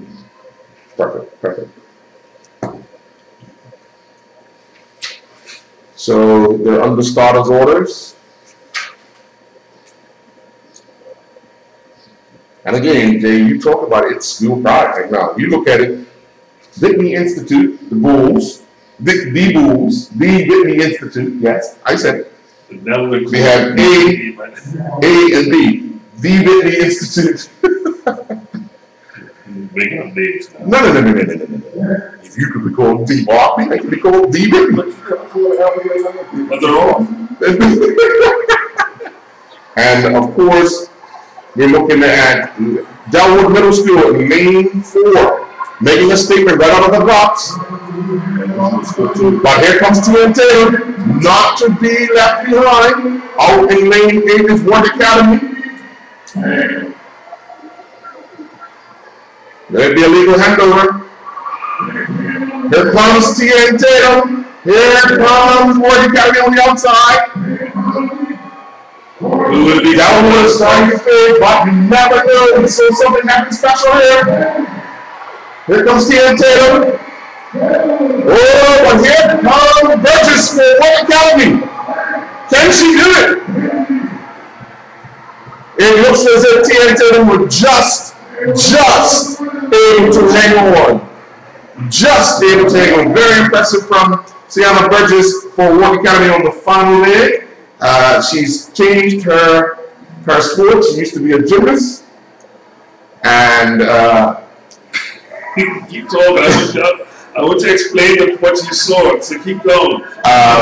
She's changed her sport from doing gymnastics to sprinting. Yes. And you can see her opening up her stride at times. You can see her then, but on the inside where T.N. Taylor, you can see that form was struggling. You can see that it was almost like a stubborn stack, you know. So now we're going to have the presentation of the women's para 200 meters.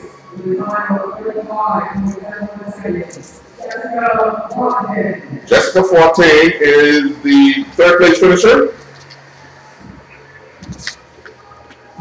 And she was with a time of 35.13 seconds is DuPont. Yep. And of course, there will be a large applause. Here we go.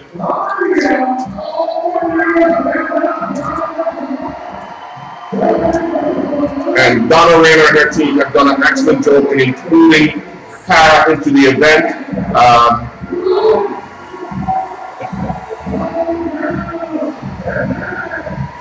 You know, it's going to be feel so good. Oh, yeah. Because, I mean, it's nothing like home is home. Home is home. Home is home. Yeah.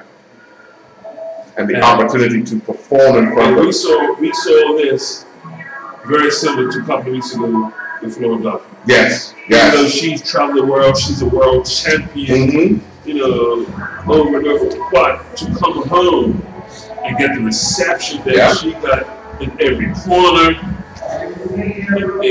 she talked about it. Yes. Yes. She would never, ever forget it. Yeah. Whatever. Well, let's just make it official. Tyrone's leap just now, 7.53 meters. So still a bit shorter than his first. Yeah. And you mentioned it earlier. You might that the best jump was the first one. The first one was 7.55. Mm-hmm. Only because, remember, and you learn this being around the sport, the sand is heavy, the track is, the run-up is, so your legs are now getting heavier and heavier. And another jump in. Yeah.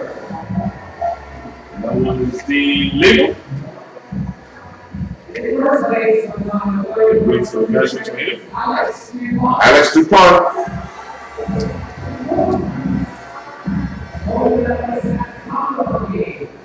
Gold medals at the Commonwealth Games for the men's 200 meter para event.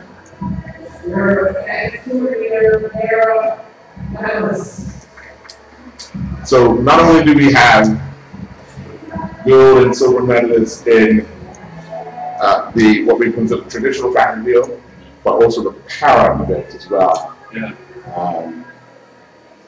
It's just amazing to be around athletes that that's their normal.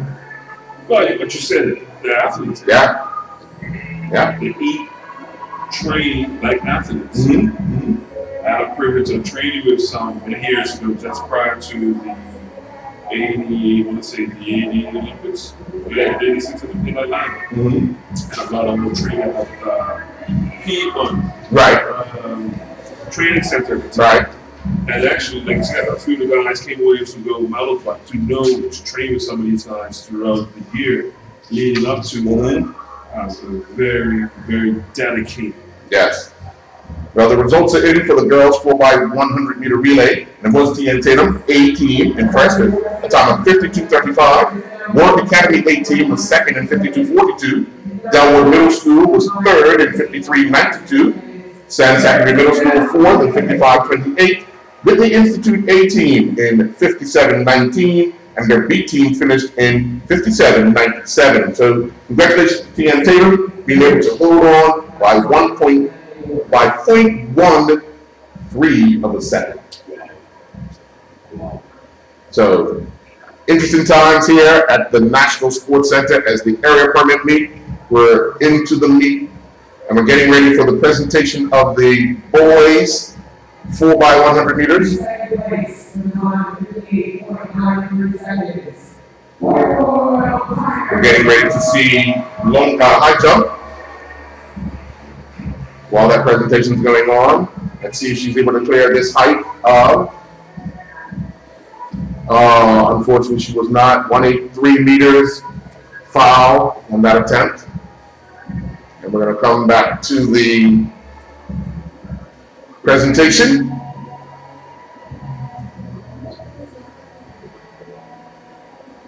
I know one thing for sure, President and her committee of the Bermuda National Athletic Association will be beaming with pride right now.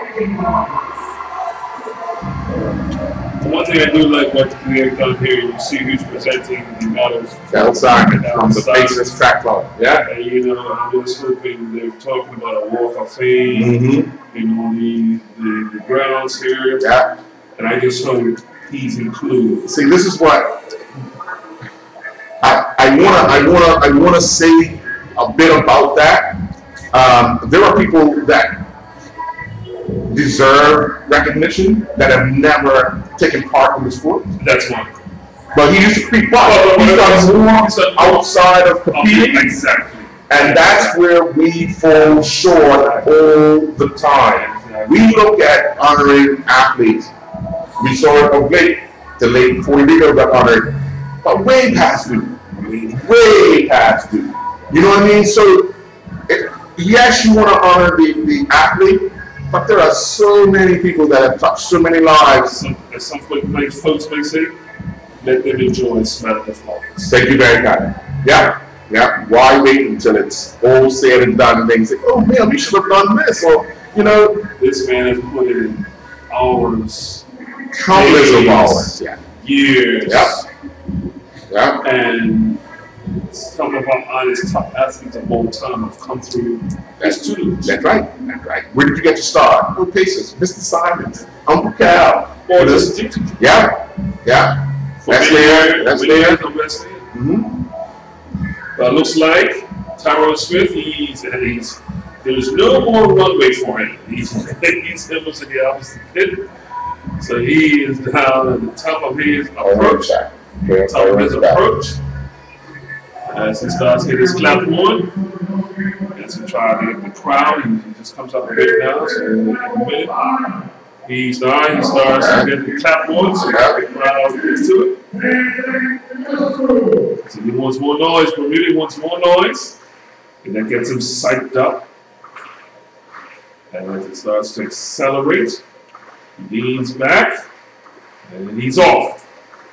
As he goes down the runway very smooth. I don't think he likes to stride. But then it's decent job. I don't think he likes to stride. You could see in the body language, after watching Tyrone for so long, I can tell when he met close to where we were, you could see his arms started frailing a little bit because he wanted to get more power. And then you realize it's not going to happen. So what you try to do is put together a technical jump more than a powerful jump. And you can see that in his disappointment. We spoke about it earlier. One thing with jumping, the less you think, the better you jump. Yeah. And the more you think about something, more something's So, you know, it's one of those things, and people often ask me, like, how do you, I watch our athletes, I take time to start, and I ask them, like, I see you doing this, what does that mean? So, you know, it's one of those things that if you pay attention to detail, you'll be all right at times. Now we're getting ready for the boys 4x100-meter relay, which is the middle school boys. Lane 1, Barkley A. Well, it's not lane 1 over here. They're not here. So lane 2, San Zachary Middle School A. Delwood Middle School in lane 3. They are not here either. Are they here? Yeah, they're here. Lane 4 is Soltis. They are not here. Whitney Institute in lane 5. So Soltis are not here. And Barkley's not here. Whitney Institute in lane 5. Bermuda Center for Creative Learning is in lane 6. TM Tatum in lane 7. And no one's in Whitney Institute is not in lane 8.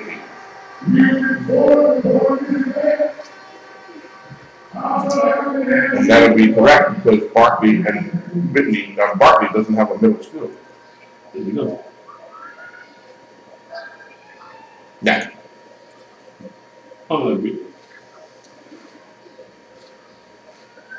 You ain't lucky that they got changed. It ain't got changed because the people that were in power and making the change all went to Barkley Institute. Here we go. Yeah, I'm afraid to say it.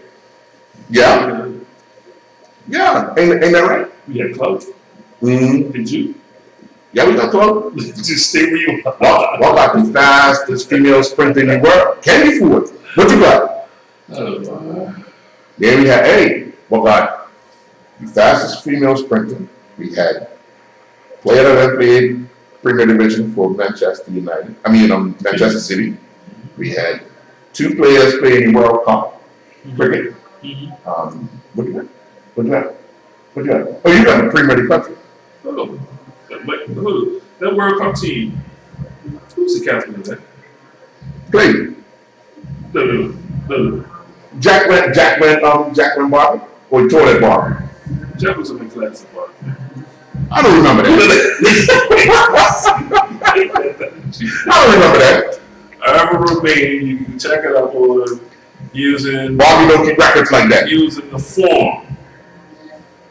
Which form? And the next time, which form on we through. Okay. So the next time we're at an event with Jack's around, I'll make sure you turn your camera on so we can get it on tape.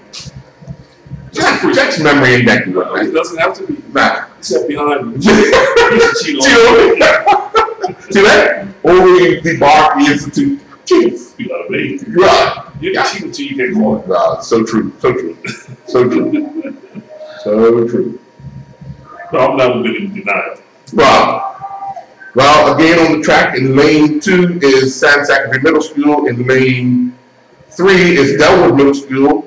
Lane 5 is Whitney Institute. Lane 6 is Bermuda Center of Creative Learning. And lane 7 is TN Tatum. Well, actually, no, there is no TN, there's no Bermuda Creative. There's actually TN Tatum, and it is Whitney Institute out in lane 8. Yep. Yeah. It is. Yep. So no Bermuda Center for Creative Learning. So Whitney Institute has an A and a B team in the event. And they're off.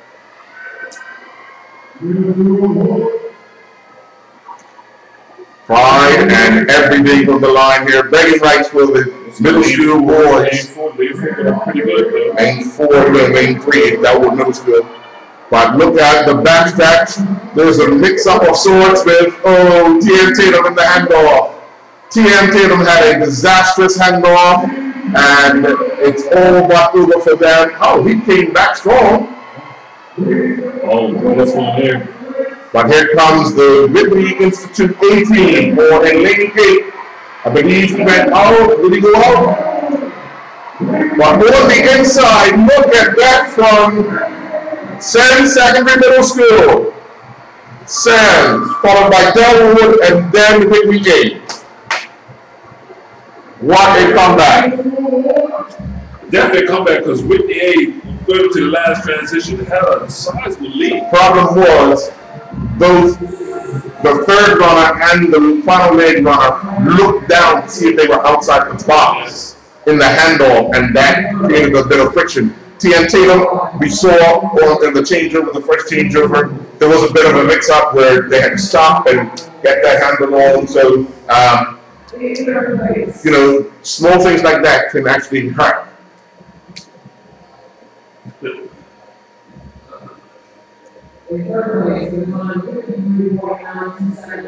And we're having the presentation for the women's, the girls, 4x100 middle school. And of course, it's Delwood Middle School in third place with a time of 53.92. There'll be Warwick Academy in second with a time of 52.42.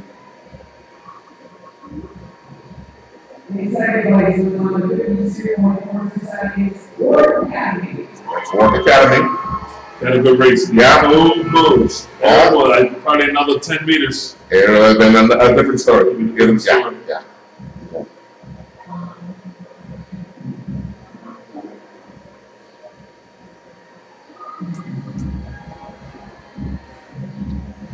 Yeah.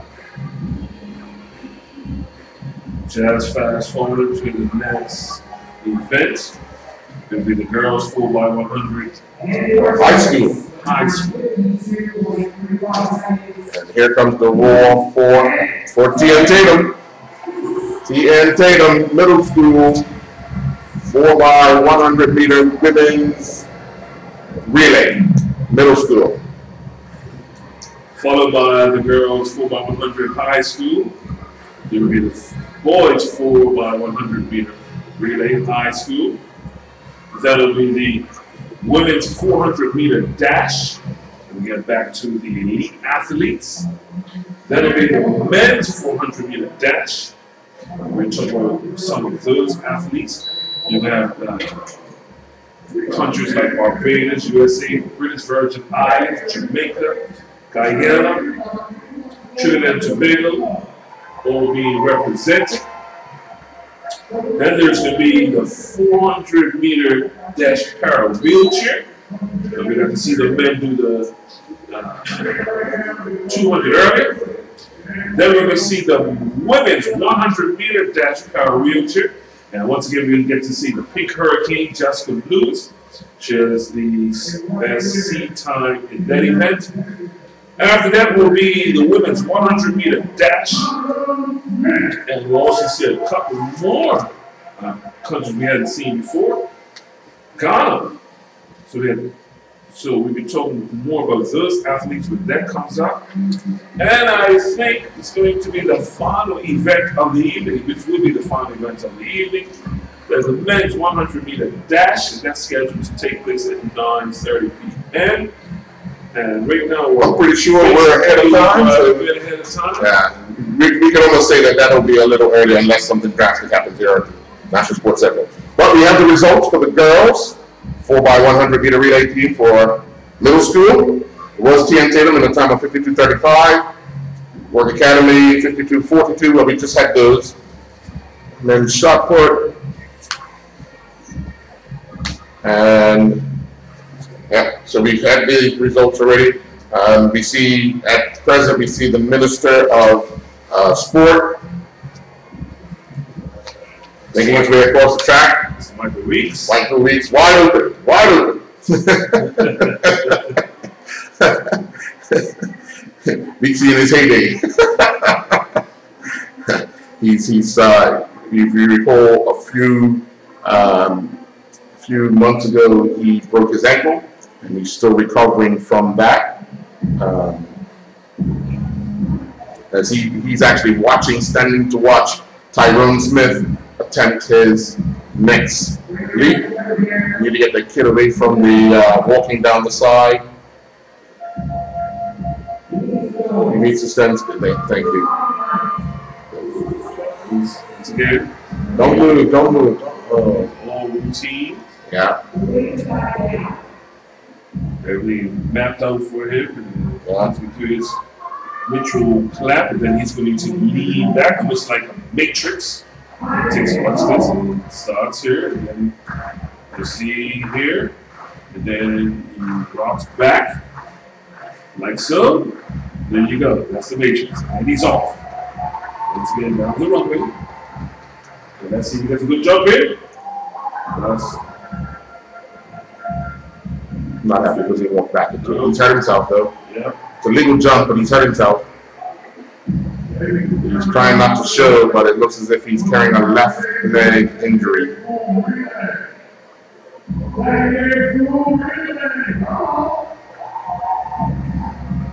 There's the track announcer trying to get the crowd up and ready for the next relay. And that's the girls' high school 4x100.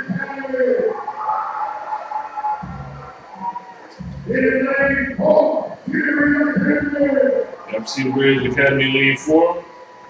Lane 3 is the Park Institute. Cedar Bridge is in lane 2. Salt is in lane 1.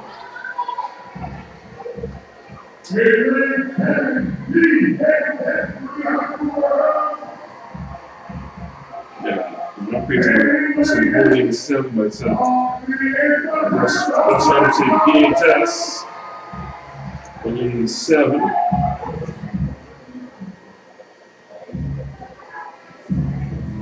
So in this particular race, there's 3 teams from the Barkley, 3 teams from Cedar Bridge, 1 team from Salter, which is in lane 1, and 1 team from Bermuda High School for Girls in lane 7. So lane 1, 2, 4, 6, 7, and 8. That's what we have right now. That BHS and 7. You're right. So we're missing.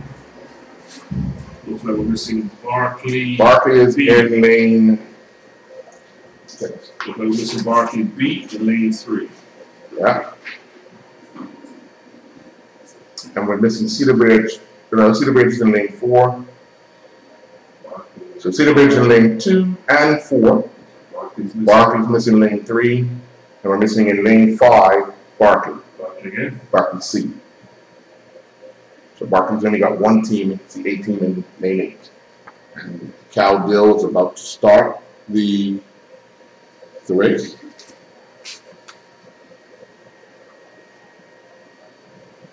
Just after that, we'll have the presentation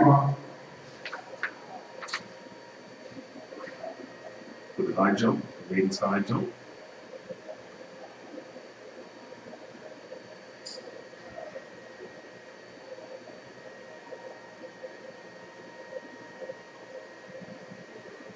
Yeah. Open it up, so start.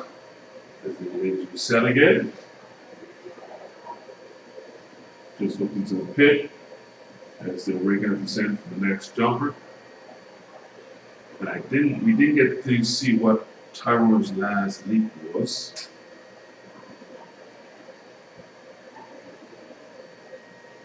So we'll wait to see. So far, his best leap was on the first leap at 7.55. The next one to that was 7.51, but it looks like the runners are back under the starters' orders. 4x100 high school girls. We'll be able to bring you the full results of the. And they're off.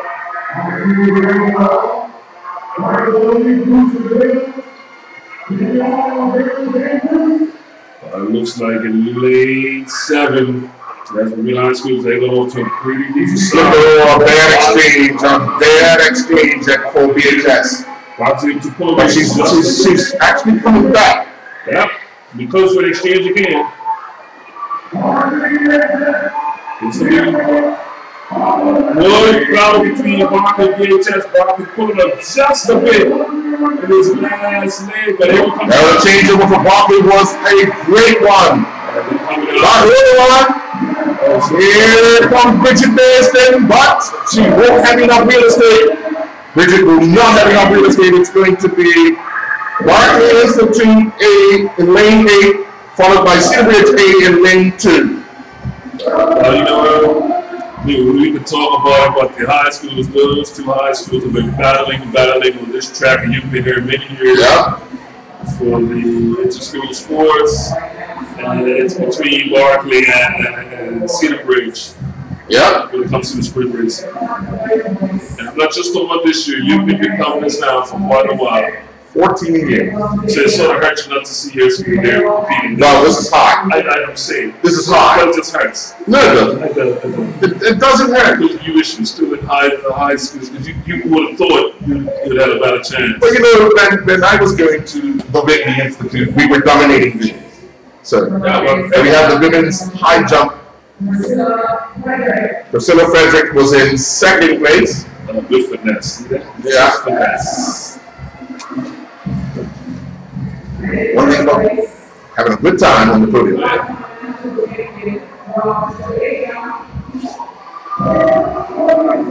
Ferguson, the girls are having a party on the.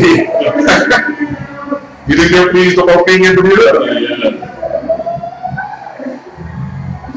In the background, some Bruno Mars. They're enjoying their time right here in Bermuda on the podium after doing high jump. Well done, ladies, for entertaining. That's what it's all about, Jay. You work hard, play hard, and you have fun at it.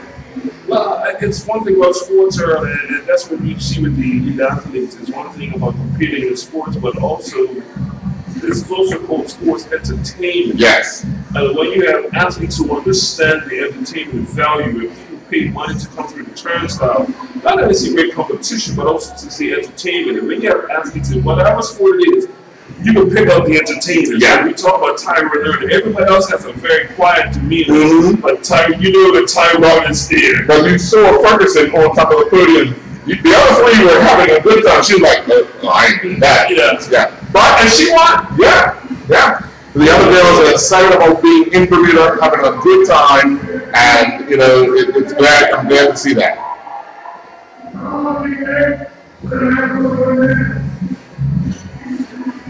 Trying to afraid that even eyes and have some finesse.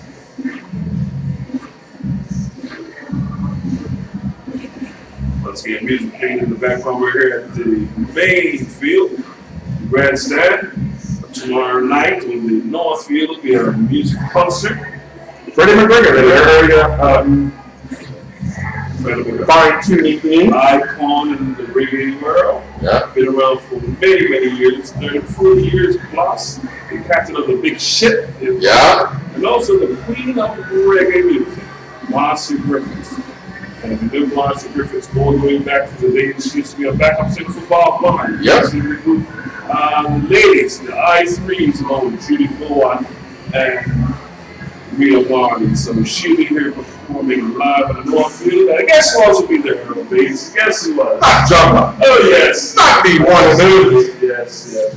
So I will be there tomorrow, making sure everybody gets some music and enjoyment in the transition of the bands. But like we said, there's so much going on up here at the National Sports Center. No fields being occupied, but also, like I said, music concerts, will be sound checks tomorrow. So a lot of things going on. But you have some results. We have the results from the girls' high school 4x100 meter relay. Come on now, to say it out loud, in second place was Cedar Ridge. In first place was Barkley. The Barkley Institute with a time of 49.77. Work Academy's 18 was second in the time of 50.56. Saltus High School was third in the time of 51.79. Bermuda High School for girls. Well, no, it can't be for girls because they have boys. Bermuda High School was fourth in the time of 52.19. Cedar Ridge B team was fifth in the time of 53.36, and their C team finished sixth in the time of 55.23. So as we can see, Tyrone Smith is at the runway for probably his final attempt of the evening in the men's long jump. They have breezed through this long jump pretty quickly. It'll be interesting to see how it all pans out. But Tyrone is to his mark, as you say. The matrix is about to appear after his clap. He's going to rock back and get to the matrix. As I noted, the last leap, he looked like he was suffering with a right leg issue. But he looks as if he's overcome that. Yeah, he's struggling with his run up. You could see that in him carrying the leg, but he's putting it all in. He likes it. It's a foul. Unfortunately, it's a foul. It is, as you can see, the red flag is up. He's going to check the mark, though. He's literally going to check the mark, find out where that spike is, and he's seen it. Yeah, that's his final attempt. Well, we mentioned it earlier that with the bit of rain earlier, obviously the heaviness of the sand you mentioned, and we talked about Tyrone, even though the sea mark was over 8 meters, but we haven't seen that 8 for quite a while. We didn't see 8 o'clock yet. But none of you saying that we weren't expecting anything over 8 tonight. No. Mainly due to conditions. So it's the conditions. Yeah. And to be honest, it's been good since. Yeah. But everything's already saturated, so it makes it that much more. When you're landing in sand, you would know that once sand gets wet, it gets heavy. So now you've got sand on your spikes, you've got sand, and then your legs, because the sand is heavy, your legs are heavy. So running down that runway again, you're putting more poundage on it and so forth. So presentation for the boys 4x100 meter middle school. As we know, it was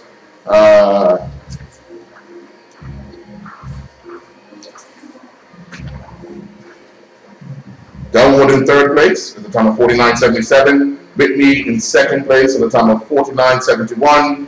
And going to the top of the podium will be Sand Secondary Middle School at the time of 49.22.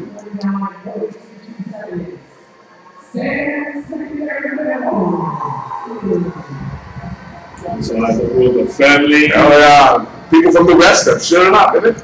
Yeah. The speedsters from Sands Secondary Middle School. Now, they're probably looking for the Olympics. Oh, they'll get them. I think they get them when they come off the, because I think the only, just like at major games or major events, the only thing that can be presented is the medal. And it's just like that in combat. Yep. You cannot, I mean, the way it was written, the only trophy that can be presented on the day is the actual cup. Because, and to be honest, you would just focus on the main event. Yeah. You know, the sponsors would love to be a part of that, but this is where it stays on the athlete. Yes. For the event. Stays on the reason for the event. Exactly. Yeah. Some of these kids will remember looking at the grandstand that kind of filled up now.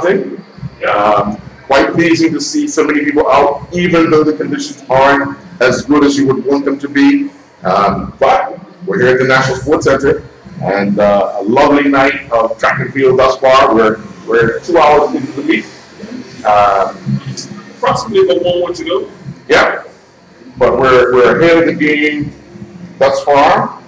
We are now going to move into the boys' high school relay, which is we're 5 minutes ahead, and we'll just check out to see what lanes will be filled, because it doesn't look like many. It feels like 5 and maybe 8. Cedar Bridge, and Barkley. Yep.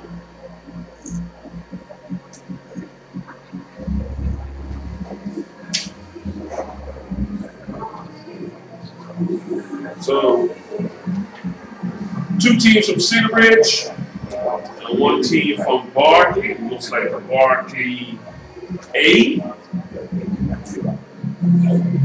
Cedar Bridge A will be in 3.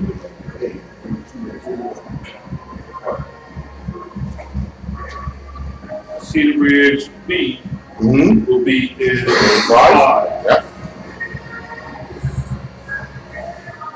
Getting ready for the presentation of the girls' high school 4x100 meter relay. And as we saw, in 4th place was Soltis. In second place, it was Cedar Bridge. And in first place, it was the Barclay Institute.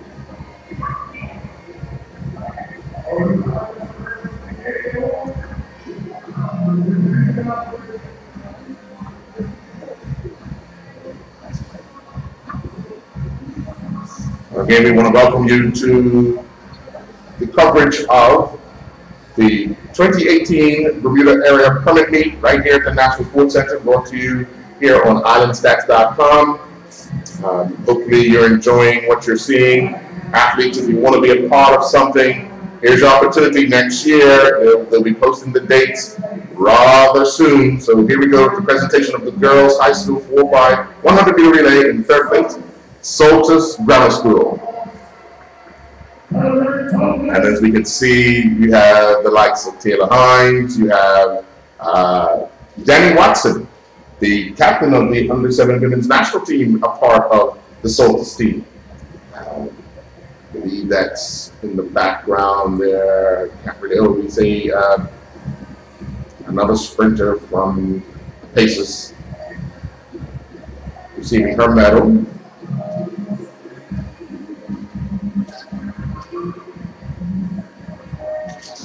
I believe that's Sela Tuzo as well. So star-studded Soltis team finishing in third. Cedar Bridge Academy in second place. Full of speedsters in that team as well.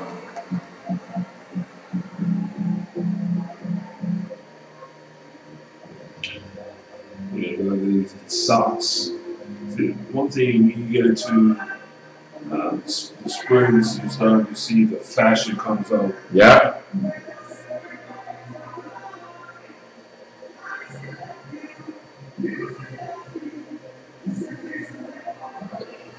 Tia and Tatum collecting their medals. Collecting from the president.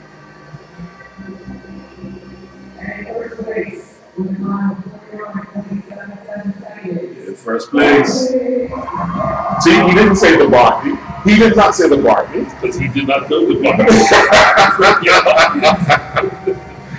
And there he's not Bermudian. He doesn't know the cultural lingo. Well, maybe you people at the Barkley should be educating people when they come to Bermuda. Why has it been you people? Well, you people from the Barkley. Just say the alumni. That's what you people. I admit we can't say alumni. That's your problem. Yeah. You people. That just sucks. I don't understand it, but that's okay. We'll pick up another medal tonight.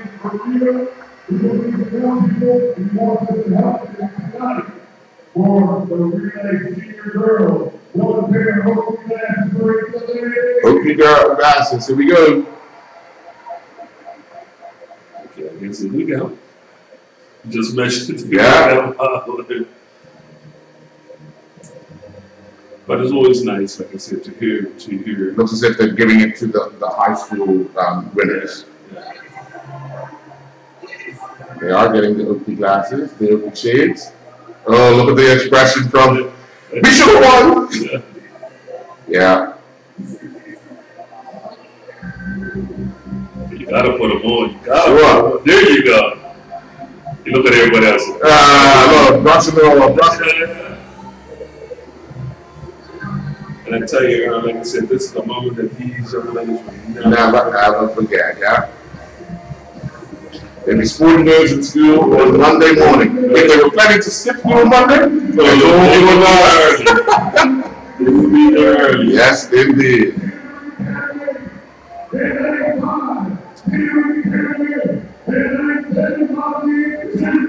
Again, now we're moving back to the and it sounds like you said boys' high school. Barkley's going to be in lane 7. Yes, yeah. So it's Barkley lane 7. That's their B team, and it's the 2 Cedar Bridge teams in lane 3 and 5. Yeah. After this, you're going to have the women's 400 meter dash. Mm-hmm.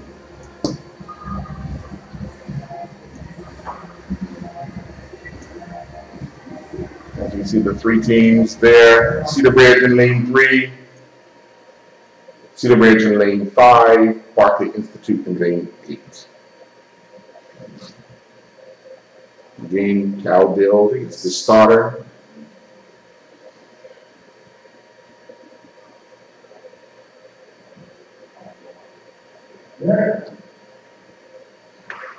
Off, clean start. Out of the blocks. Barkley look like we have just a bit of a lead. Change over, yeah. Out in front. But here comes, oh my gracious, here comes Cedar Bridge in second.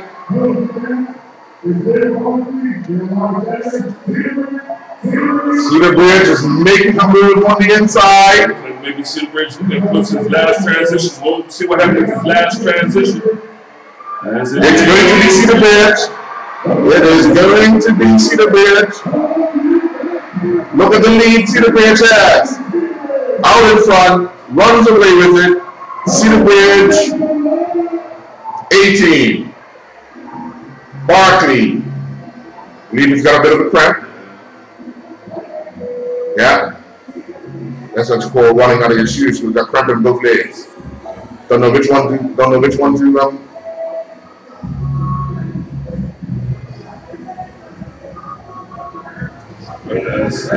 in both legs. Make sure he's all right. Let's take off his shoes. Yeah. Just need, well, yeah, because it's got the spikes on, you don't want to be pressing down on it. Exactly. Yeah. Yeah, it's probably like one thing when cramp kicks in, your mind goes to a different state.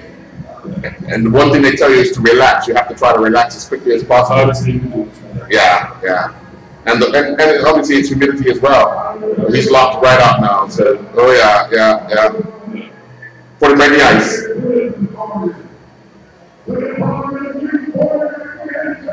And it's amazing because every athlete has been through this. Yeah, yeah, without a doubt. Yeah. Oh, and some form of student that still go through it. Without running. Yeah. Well, all right, as we're moving along, it's probably the last third of this area permit here in Bermuda. Like I said, it's the third one. Mm-hmm. So I'm always looking forward again to next year. Right. Because the excitement, like I said, I've seen Jessica twice now. Yes. But guess what? I'm going to see her again tonight. Yes.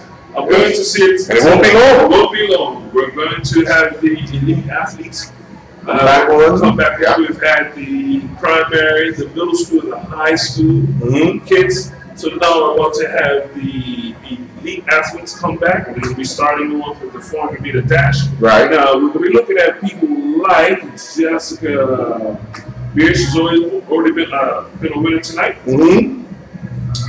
And I believe that was the 200. 200. Mm-hmm. Her seed time is 50.56. Yeah, get the fastest seed time. Just think about it, right? If she comes close to that seed time, she'll actually have the meet record. The meet record for this is 51.76. Mm-hmm. And that was in 2017. Yeah, yeah.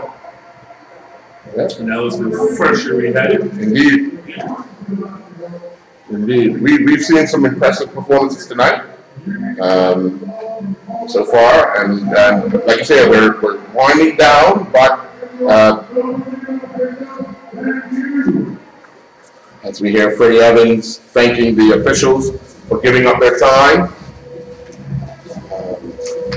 It's not easy when you're out and under certain conditions, so as we still await the official results from the men's long jump.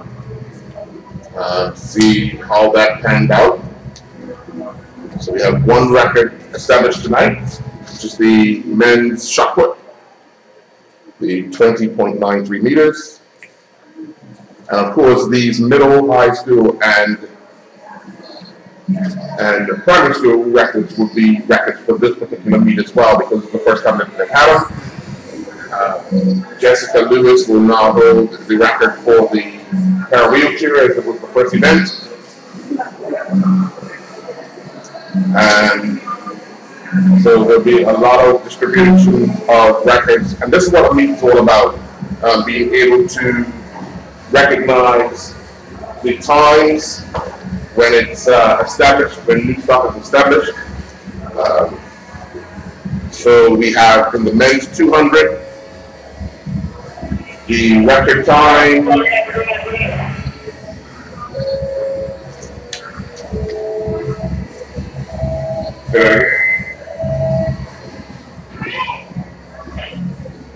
The men's record time for the 200 meters is 20.84, and tonight was 20.89. So just missing out on the record was Jan Carlos Martinez from Puerto Rico. For the women's 200 meter dash, the record time is 23:35, and believe it or not, Jessica Beard got it in 23:37, just missing out on the record time by 0.02 of a second. So the record from Alexandra Anderson still stands in the women's 200. In the men's 110 meter hurdles, the record time was 13:50, and Jonathan Cabral got it in 13:57. So that record of 13:50 stands from last year. I'm sorry, 2016. And the women's 100 meter hurdle record time was 13:30, and that record was actually broken tonight. Bridget Owens clocked the time of 13:21, breaking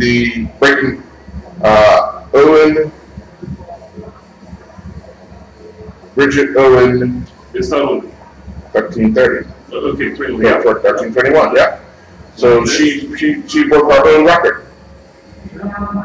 Broke her own record she set back last year of 13:30, clocking the time of 13:21. So 3 records have fallen tonight, or 3 records have been established.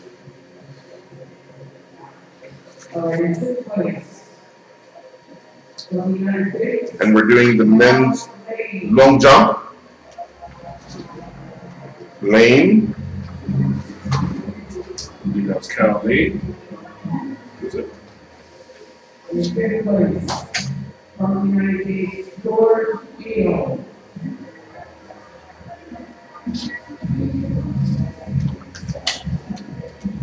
Yep. Yep, George Field from USA.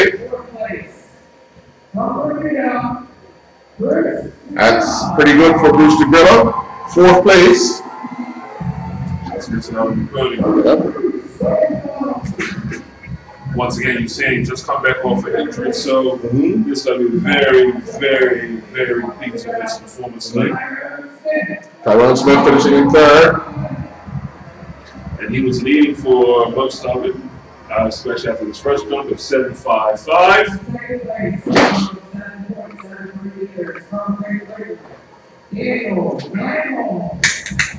Daniel Bramble from Great Britain.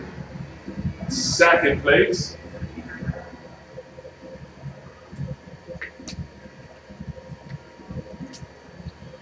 And the record for this event is 8.21. That's by Michael Hartfield. 7.74 was the winning jump. Andrell Wright from Trinidad and Tobago. We're seeing Tyrone on the podium there, in the red there. Just to let folks know, we hope to see him again next year, because I think his intention is still trying to qualify for the Olympics. And so we look forward to seeing him even next year right here at their permit meet. Well, I believe, Tyrone is a very emotional person. And you will recall after the Brazil meet, he was planning to say that was his last. One thing about an athlete, when they feel as if they still have that opportunity to compete, and he still got those juices flowing, and I think until that actually dies off, he will. And that's the hardest thing for any athlete. It's when your body says it's time. You know, sometimes you do not want to make decisions right after, because emotionally you're tied to it. So you go back home and you talk with your coaches, your family, and to see them, and then you have that honest conversation with your body. Yeah. Say, hey. Because if you don't perform to the level at which you think you should perform, you're disappointed. And that's when you say things and things are taken out of context. So, there's times when you say, now's not the time to talk to the athlete. Now's not I know people say, oh, but you want to be fresh to get the information, but there are times when if you wait, you'll get what you need. Well, it's one thing about the human body, we're still learning. And when I say we're still learning, because in some athletes, you feel they top out earlier than you think. But then let's look at somebody like LeBron James in basketball. He's probably, he's still the best player in the world. Right. At the top of his game in his 15th year. Yeah. So it's like, okay, how long can you keep this up? Right. And you're thinking that he's kept it up longer at this height of the top of the game, longer than people like Michael Jordan, Kareem Abdul-Jabbar, even though they were still relevant in the 15th year, but not the best player in the league. So when you say that, sometimes it might be just a matter of a coach finding out, saying, you know what, Tyrone, I think it's something I could do with you. Right. Because I see something that you probably don't see in yourself. Right. And if you have a coach that comes along and tells somebody like Tyrone that, now he's in it. Because especially with the event that he does, it takes that one jump. That's right. One jump, one race, one event. And that's what I think a lot of people. Yeah, that's a hard situation on here. They should have took that game off. It's more than going to put it on there.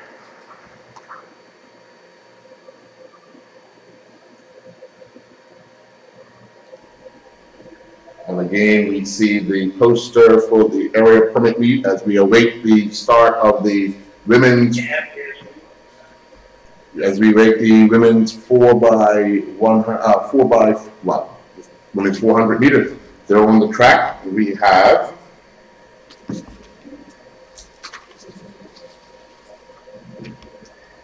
in lane 1, Yannick Hay-Smith from TCA, Saad Seeley from Barbados, Jessica Beard from USA in lane 4. Lane 5 is Jasmine Blocker from USA, Ashley Kelly from British Virgin Islands in lane 6, Jordan Levander from USA in lane 7, and Clayton Russell, Rushnell Clayton from Jamaica in lane 8. Read it backwards. Trying to read and look at the same time. We're on the final quarter of this meet, and you expect it from Mr. Biggs and that. It's been a long day. A long day, Jay.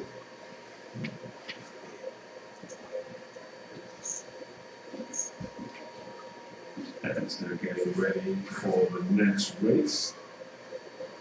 Don't forget, we've got the para-wheelchair races. That's coming up very shortly. We have the men's 400 meter dash, followed by the women's 100 meter dash. But that's going to come after the men's 400 meter dash. Yeah. Up next is the women's 400 meter dash.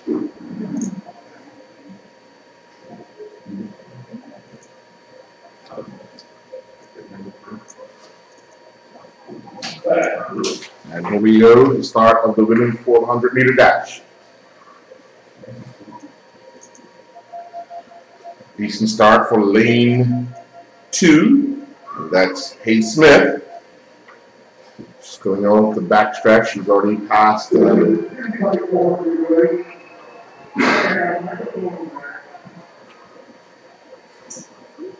all to play for. Lane 7 is Levander.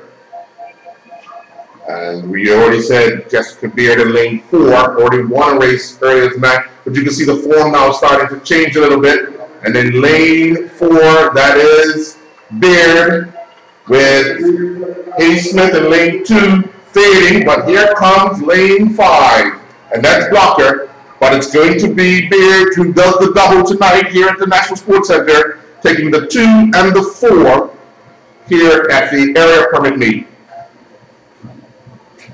How impressive was that, Jay? She showed it from the 200, and this is something that when you see it, live, you say, okay, the numbers look good coming into the meet, but when you see her technique, she's got a bright future there. Yeah. They call for the quarter. It's a difficult race because no matter where you do it, you do a bend and you do a straight, you do a bend, you do a straight. And your form and your technique changes slightly because of the bends. And you're doing a bend right from the start, and then after a long, hard stretch, especially in Bermuda, you're going to face a headwind or a tailwind. So going down the back stretch, they got a wind at their back. They make that bend and they're coming down the home stretch, and that wind is now, because you can see the flags. The wind now is, you can see the flags they're blowing, the wind is in their face. So now everything you have left in you struggle with because of what you have to put yourself through. We mentioned earlier, just prior to, just as soon as the meet started, we had a shower, and just before the meet, I'm just going to update, before the meet, the winds were coming out of the southwest at 17 miles per hour, so they're obviously giving a bit of a headwind. But now the wind is actually dropped just a bit. Still coming out of the southwest, but at 11 miles per hour. Humidity's actually risen a bit after the rain. It's at 92%, so very humid night here in Bermuda. Temperature's around 72 degrees, but humidity very, very high. Now it looks like we're just about putting on the... We're going to be the men's 4x, I keep saying 4x, the relays are over. The relays are done. We're going to have the men's 400-meter dash. We're going to have the Vitus Wright from USA in lane 1, Winston George in lane 2 from Guyana, Mike Barry from USA in lane 3, LaShawn Merritt. We all know LaShawn Merritt is a gold medalist in the Olympics and the Commonwealth Games from USA. He's in lane 4 with the fastest time of 43.65. Lalonde Gordon from Trinidad is in lane. He's in that lane. Lane 6 is Marcus Chambers from USA. Blake Leeper from USA is in lane 7, and Bryson Sparkling is in lane 8 from the USA. So this one should be a doozy. All eyes will be on lane 4. We just saw lane 4 run the victory in the women's race, and we're going to have the presentation of the boys 4x100 high school. Third place was Cedar Bridge Academy, 46.60. Yeah. 46.60. Second place, and we'll wait for the announcer. Why don't you say it? I'm going to wait to let him say it first. That'll be announced first. No, but you want to get in the part before the name. You're learning here. It's a good exercise for you, sir. That's right, it's at the Bark Institute. That's right, the Bark Institute in the top of 44.85. 44.85. And the winners tonight, as Barkley's accepting their medals, as we're just down the hill from the Cedar Bridge Academy.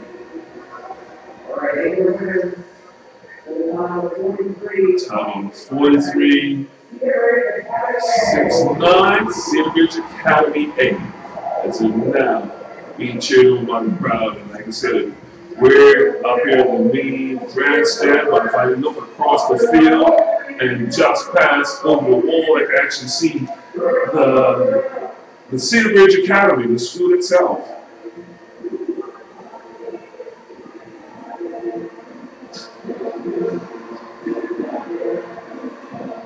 So now they're accepting their medals, and I believe they will get a pair of Oakleys also. Once again, being sponsored by Oakley. So, look at about 10 minutes to 9, and that next race is actually going to start any second. So probably as soon as the presentation takes place, I see the runners now just taking off all their clothing. That's the men's 400-meter dash. Once again, in lane 1, we have Wright in USA in lane 1, George and Van in lane 2, Barry in 3, Merritt, Rashawn Merritt from USA. We all know he's a former Olympian, decorated Olympian from the United States. He's come to the island, and he's like he's had quite a bit of fun while been on the island so far. Gordon, you saw him run earlier tonight. From Trinidad and Tobago, he's in lane 5. Chambers also ran earlier tonight. He's in lane 6. Leaper, we haven't seen Leaper yet. He's from USA, lane 7. And Spratling, Bryson Spratling in lane 8. The seed time, we'll be looking at Rashawn Merritt at 43.65, and the meet time is right, it's 45.60. All the participants tonight, their seed time, if they come close to the seed time, they all will break the meet record. In the men's 400 meters. In the men's 400 meters. Sure. 45.60. They all come close. But Vincent George from Guyana, who actually has the record, is in the field. So, let's see. Yeah. He actually has gone faster this year. He's done 45.16, where at the meet, he's done 45.16. So it'll be interesting. Yeah. But a show man, I mean, what else can you say? But he's been around a while. Yeah. You know, Olympic gold medalist in 400 and 4x100 U.S. relay back in 2008. Yes. Only 10 years ago.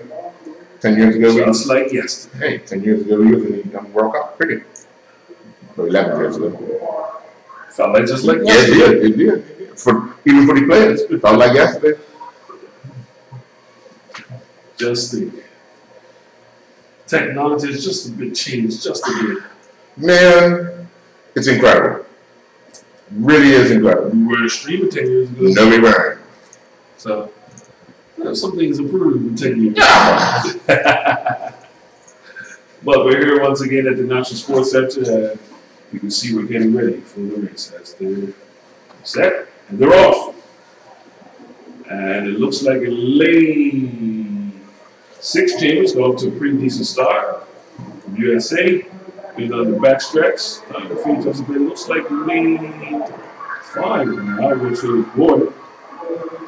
But keep our eye on lane 4. Lane 4, that's Merritt from USA. They'll come around this bend and they'll start to sort them out. And Merritt has come to the field. Yep. Let's look at strong now. Flash. Yep. That's Mike Berry in lane 3. But in lane 8 is Spratling. But here comes the para-athlete. He's able to lead. Oh, that's going to be the finish. Blake Leaper from USA, double amputee. What a finish! Yeah, Earl, I didn't recognize. I think the crowd didn't recognize until he came out to the final stretch. And he is getting a standing ovation from this crowd for his effort in wherever he finished, first or second, in the 400 meter. In the 400 meter, he's impressed even the cameraman. I don't think we even noticed what was going on until he came down the final stretch and it was a double amputee. And it comes from behind because he wasn't leading. Yeah. And actually, He is the winner. Leaper is the winner. Blake Leaper is the winner. But I wanted to surprise you, JD, because I knew he was running in this event. Talked to him yesterday here at the You didn't tell me. No, only because I wanted to see the reaction. He was here training yesterday. I had a chance to speak with him. He told me he was running a 4. I asked him about, how comfortable would he be, and he's a happy-go-lucky guy. He spent a lot of time here just laughing and talking with people, really relaxed, And I'm pretty sure he's beaming from ear to ear right now. With satisfaction of what he's able to accomplish here. I'm trying to think of the young man about a year ago, WMT here. I wasn't at the permit meet, but I think we're one of the local races here. And to see these guys with the blades. Yeah. The blades now. Yeah. So once again, we talked about, technology 10 years ago. See where it's come now. Yeah. With the blades. And the type of material that is made out of. You see him on the track now through the interview. It's going to be on Snapchat. Yeah. On the phone now. But you see it, technology has changed. But we don't have the big cameras have to race up to me anymore. Somebody come with a cell phone. The next thing you know, he's being beamed around the world to many countries. But once again, I did not see that coming. Reaper from US. I really just wanted to see that reaction because once realizing when you saw who he was and what he was doing, it all changed, and pretty much the reaction of the crowd would have changed as well. Well, yes, the men's now. Men's 400-meter para event. You start seeing on the picture coming very shortly into view. Let me see the men. Here they go. And it's very going to. It's going to be Alex DuPont in lane 3, Curtis Tome in lane 4, and Isaiah Christopher in lane 5. Now, I wonder if Tome is going to make a manage for the fresh race. He'll tell you, no way. More races to go.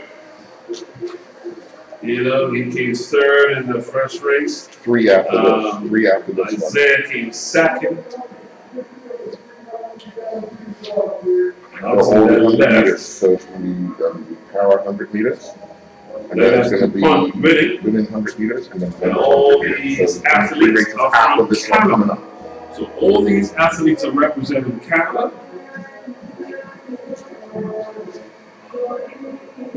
How are you for battle?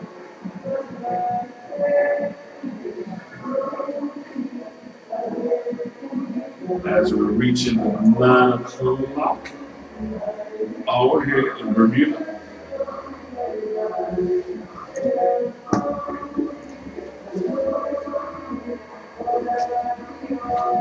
Jay, this is the 3rd year for this area permit meet, and I must say I've enjoyed all 3. But it's been different every one. Yeah. It's been different every one. Obviously, the first one probably still special for me because just to have a meet here on this island of this magnitude. But in saying that, last year was my first year I got to see Jackson. Right. The first year was Sakari.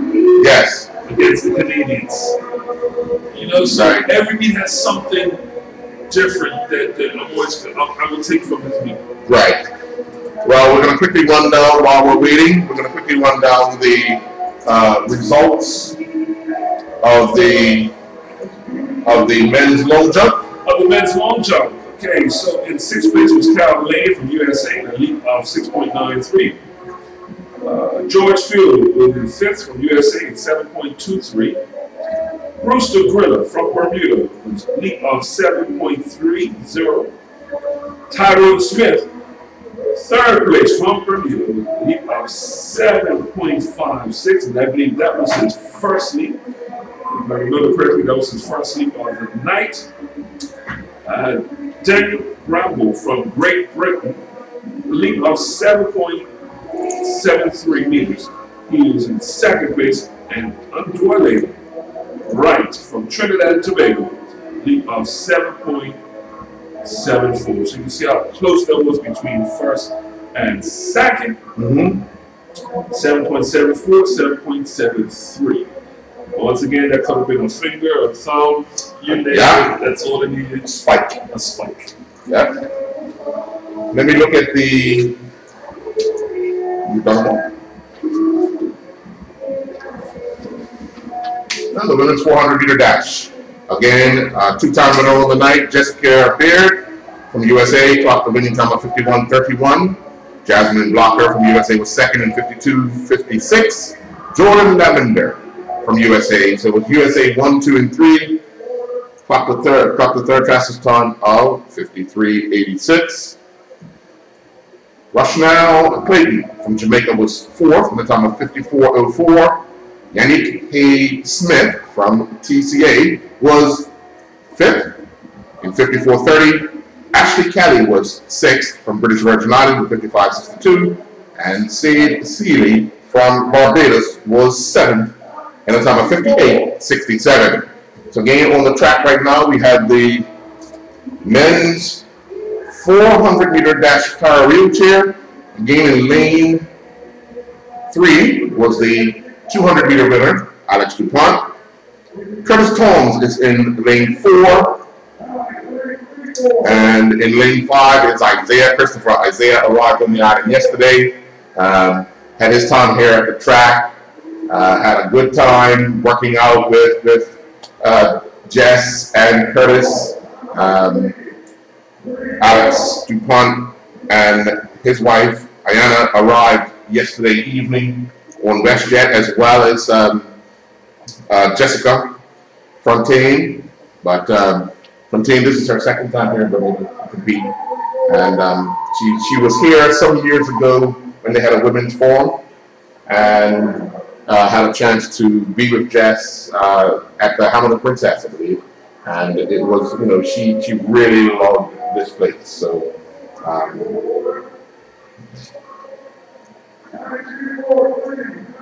they're actually now doing the raffles for the crowd. And, you know, I have to say, I'm really pleased with the crowd.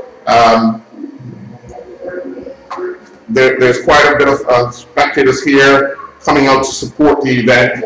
I think the other catch is the fact that we have the primary school, middle school, and high schools involved. To be honest with you, Earl, the evening, like I said, once bringing in the youngsters, you want them also be a part of this, like I said, because it's a lasting memory. Yes.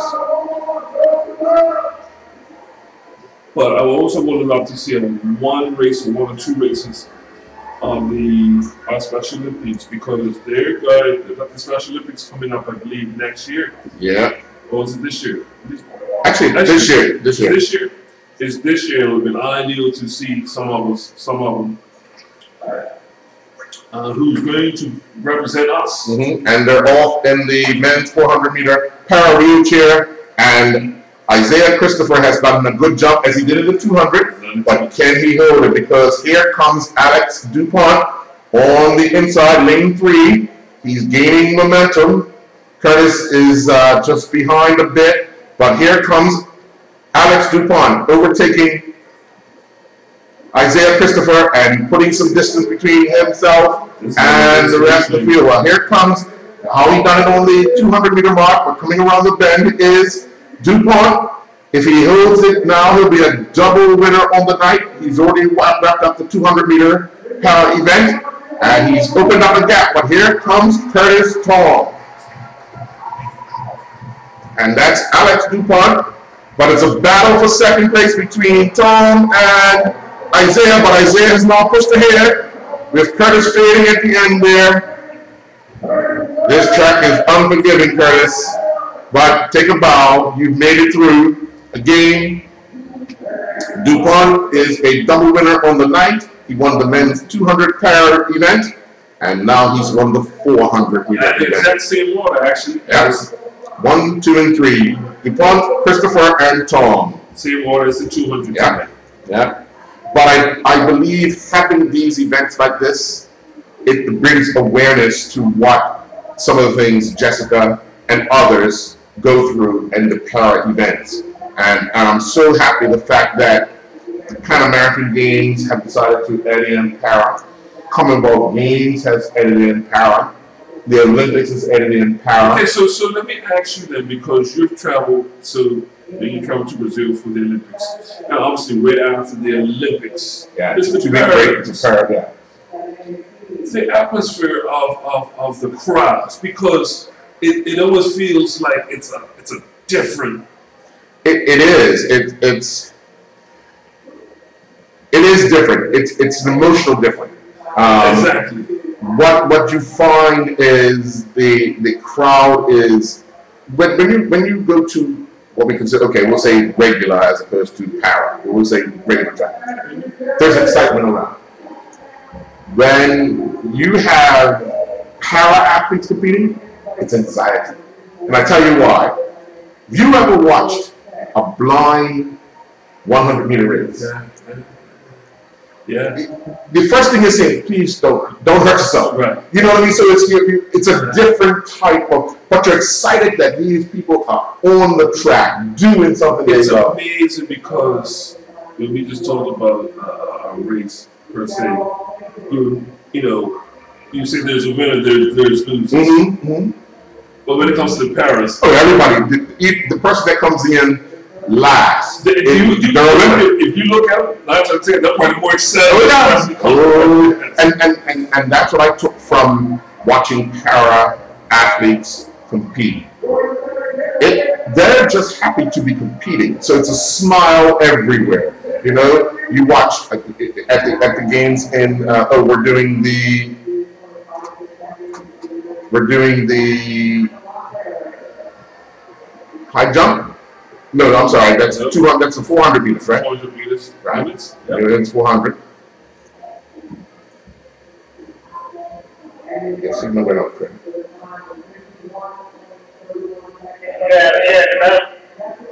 Okay, all right, good one. And Jessica Baird, once again, a double winner for tonight. Jessica Baird from USA.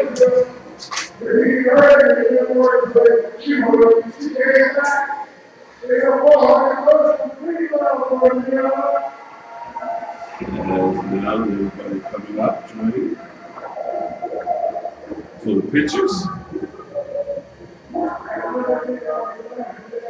But just to talk a little bit more about what you're just talking about, the difference between the Olympics and the Paralympics as far as the crowd. Earl, it was an honor for me to be a part of the Special Olympics meet here a few months ago. And that feeling that you're talking about, Earl, we saw that in every event, every athlete, and you can't help but feel like I really want to be with them when they go to this meet, because you want to cheer each and every one of them, and people shouting from the top of the lungs, and they enjoy just the excitement. They relax, waving as they go by, or throwing, or So that's the only thing I probably would have done different this year, is have one event for our Special Olympics once again, because they're going to represent us this year. Right. So I would, with the committee, I'm pretty sure the president. She's always, one thing I give this president, she's always open to ideas, and she likes to listen.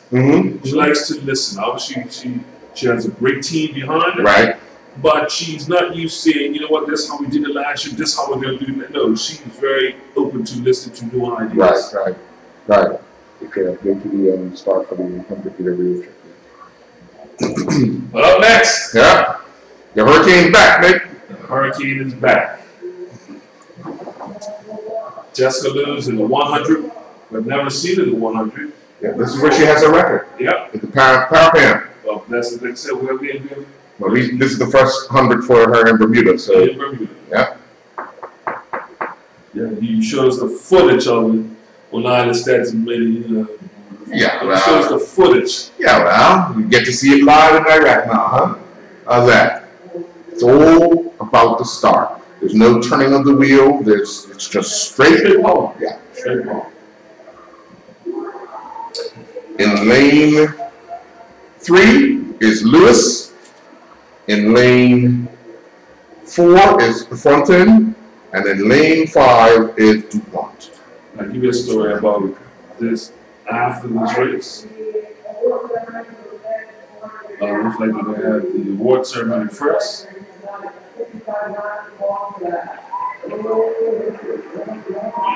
Alright, they got a Kyle still around? No, he left. What, you gotta use the bathroom? Huh?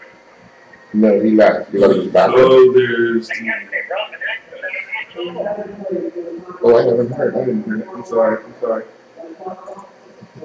Go up here.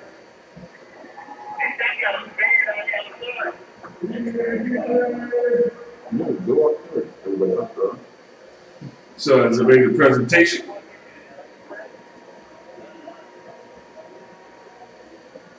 Into the dog spot.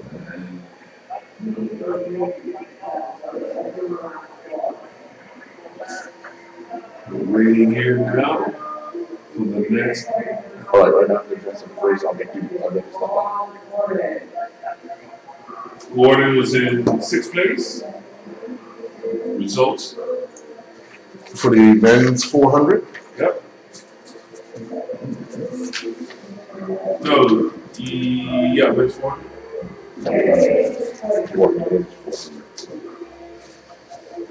No, actually, no, this is the. I'm trying to think of it now.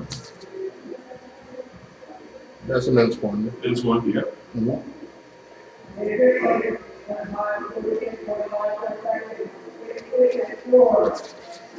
Yeah, Vincent George, who was the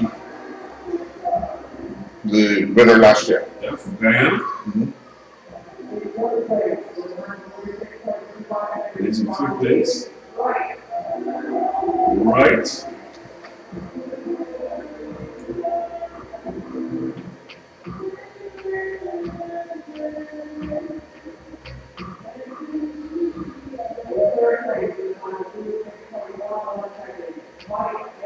Mike Berry in lane 3. Mike Berry, lane 3. 3rd place.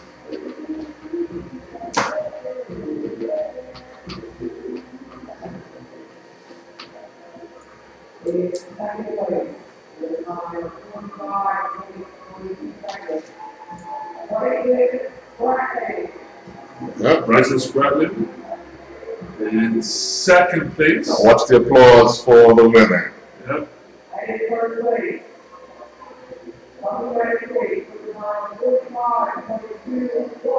Breaks the record, 45-1. Imagine that. WNBT breaks the record here.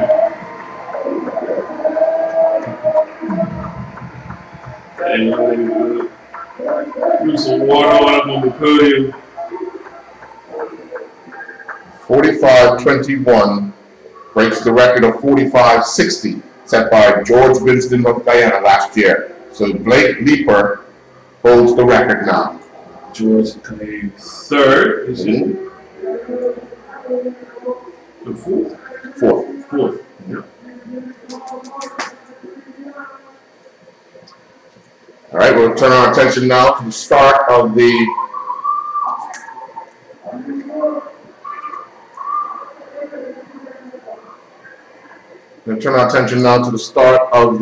women's para 100-meter dash.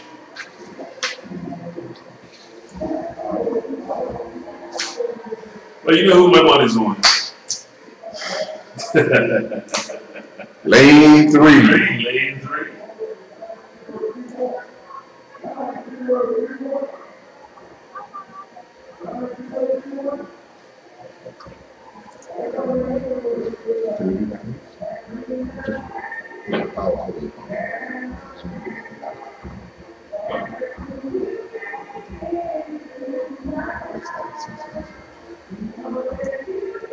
Guys are getting ready for this next race. Just remind you all, this is the 3rd Bermuda Air Permit meet. 2 races after this one.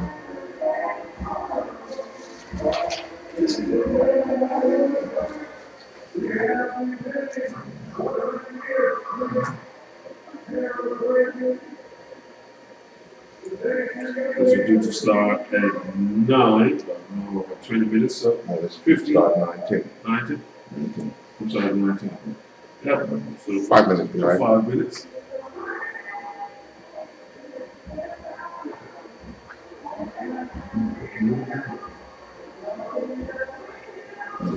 But since we're still waiting here, I just feel like I mentioned, I talked about earlier with the para-athletes in Atlanta, and I just remember now the hospital was part of the people. It's actually called the Shepherd Spinal Center, one of the leading spinal centers in the East Coast. Right. What it is pretty much of the minor project down in Miami about the Shepherd Spinal Center, and it was really there to help a lot of the para-athletes going to the Olympics of the year.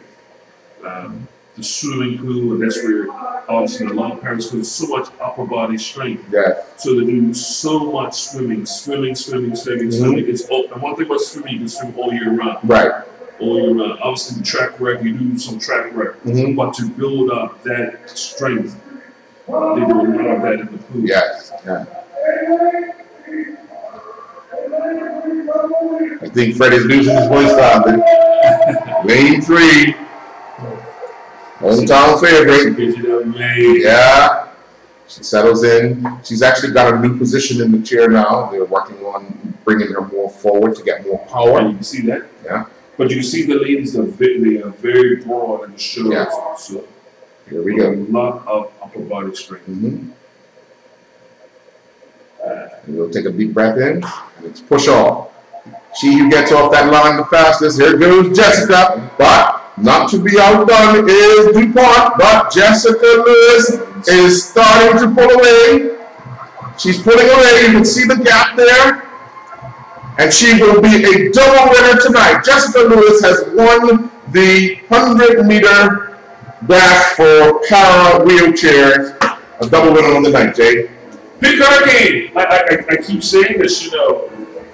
The Pink Hurricane, and Earl, you talk about she's got a new chair coming, but I mean, this is the way you want to go out. You know, if you're going to get rid of your chair or put it down, you want to go out as a winner, and she's done that tonight. She's won 2 events here on home soil in the Pink Hurricane, and everybody's just so proud of Jessica here. As once again, not only just representing us as she travels around the world, but also coming back home to do an event like this in front of her home crowd and really putting on a show once again for our local spectators. So you can only imagine now when she goes to the podium again, make the presentation, the response they're going to get from our local crowd. Once again, Jessica Lewis, winner tonight of the women's 100-meter dash para wheelchair, followed by Ayana DuPont from Canada, and then Jessica Fulton also from Canada. And if I remember correctly, I think that was the same order for the 400, the 200 meter actually, that they competed earlier. Up next will be the women's 100 meter dash, and I mentioned earlier, so there are 2 events left. The women's 100 meter dash and the men's 100 meter dash. Now also within these 2 events, you have some athletes who did do the 200 meter. In this particular race, I remember Kamara, who's a lane 2 from Sierra Leone, White from USA, McGraw, Texas McGraw from USA, Hackett from Trinidad and Tobago. All of these guys, I should say women, were in the 200 meter race. And just to double check that, and I go back through our paperwork here. Yep, Kamara, Beard, Hackett, McGraw, Wyatt. So, be interesting to see.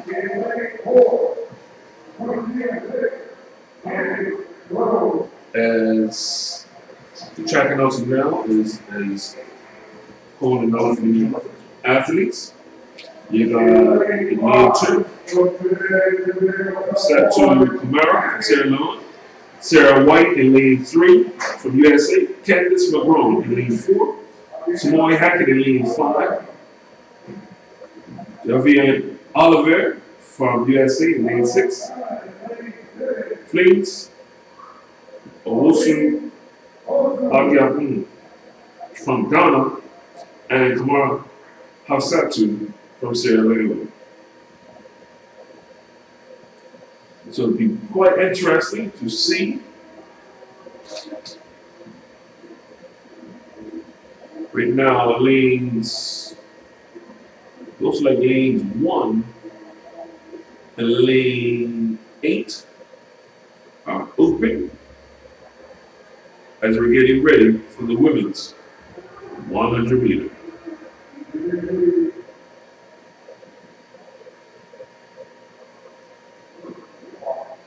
As another under starter's orders, as the crowd quiets down in anticipation. Who will it be? Who looks like just for the seed time? Keep your eye on lane 4, McGraw, Hackett in lane 5, and White in lane 2. So 2, actually 3, that is. 3, 4, and 5. 3, 4, and 5. White and Braun Hackett. But off picking is from Guyana. She's looking pretty strong there, but Hackett's coming on. It's going to be tight to the end, but it looks like it's going to be the young lady from Ghana that may have beat Oliver from USA. So a very, very good race, good competition coming down the stretch. But once again, that race was decided on the actual star, this great star.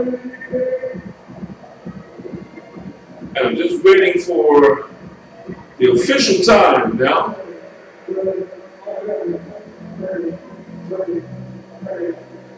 As the screen is almost feeding.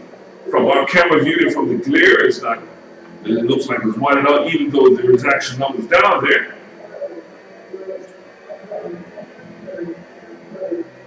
But one more event left for the 2018 Bermuda Invitation permit meet here at the National Sports Center in Devonshire. And in the next race, you'll see Stephen Neal from Bermuda had a good season in the collegiate circuit this year. Earlier I talked about Harold Houston, having a slight injury. But I see Trey out there on the track. So you hear the crowd now, he's there in orange, he's waving to the crowd. That is Bermuda's own Trey Houston.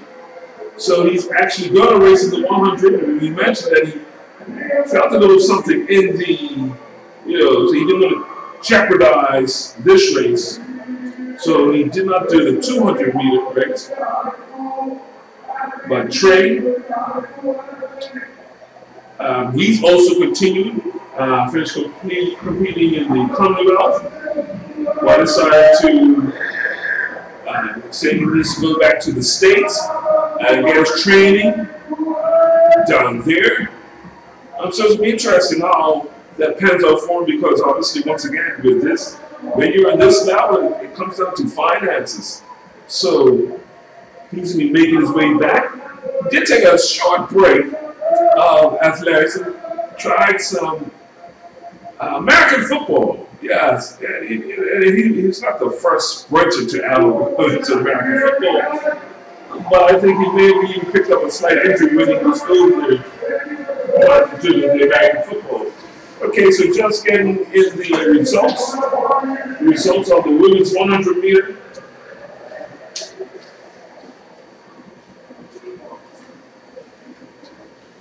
The women's 100 meter dash. And in 6th place was Sierra White from USA. In 5th place was I've said to Kamara from Sierra Leone, the lady from Ghana, I thought she was close, but no, she came in 4th place. Candice McGraw, she was in 3rd place at the time at 11.58. Sonoy Hackett was in 2nd place at Trinidad and Tobago, a time of 11.50. And Oliver, or Javiani Oliver, the winner, time of 11.36. And just to take a look at what was the meet time for that. And actually, another record there. So the record coming into the meet was, for the women's 100 meter, was Alexandra Anderson, set back in 2017, the time of 11.55. And actually, Devian and Samoy both would have beaten that time, 11.36 and 11.50. So right now, as the runs are announced for the 100 meters, but once again, another record falling tonight here at the National Sports Center, the women's 100 meter dash, time of 11.36. Doing the old record was 11.55, set back in 2017 by Alexandra Anderson. Damian Oliver, 11.36. Another amazing record broken. But this interesting field here, men's 100 meter. Final event of the evening, lane 2 from Bermuda, Stephen Dill. Kyrie King from USA is in lane 3. Jeff Dents is in lane 4.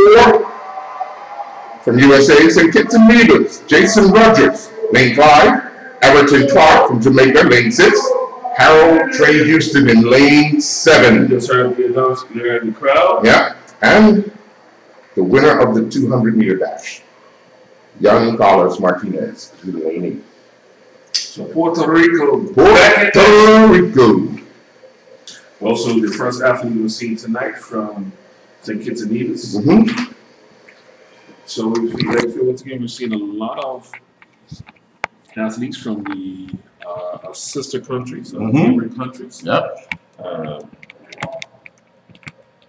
As they get ready to start the race, the final race of the evening.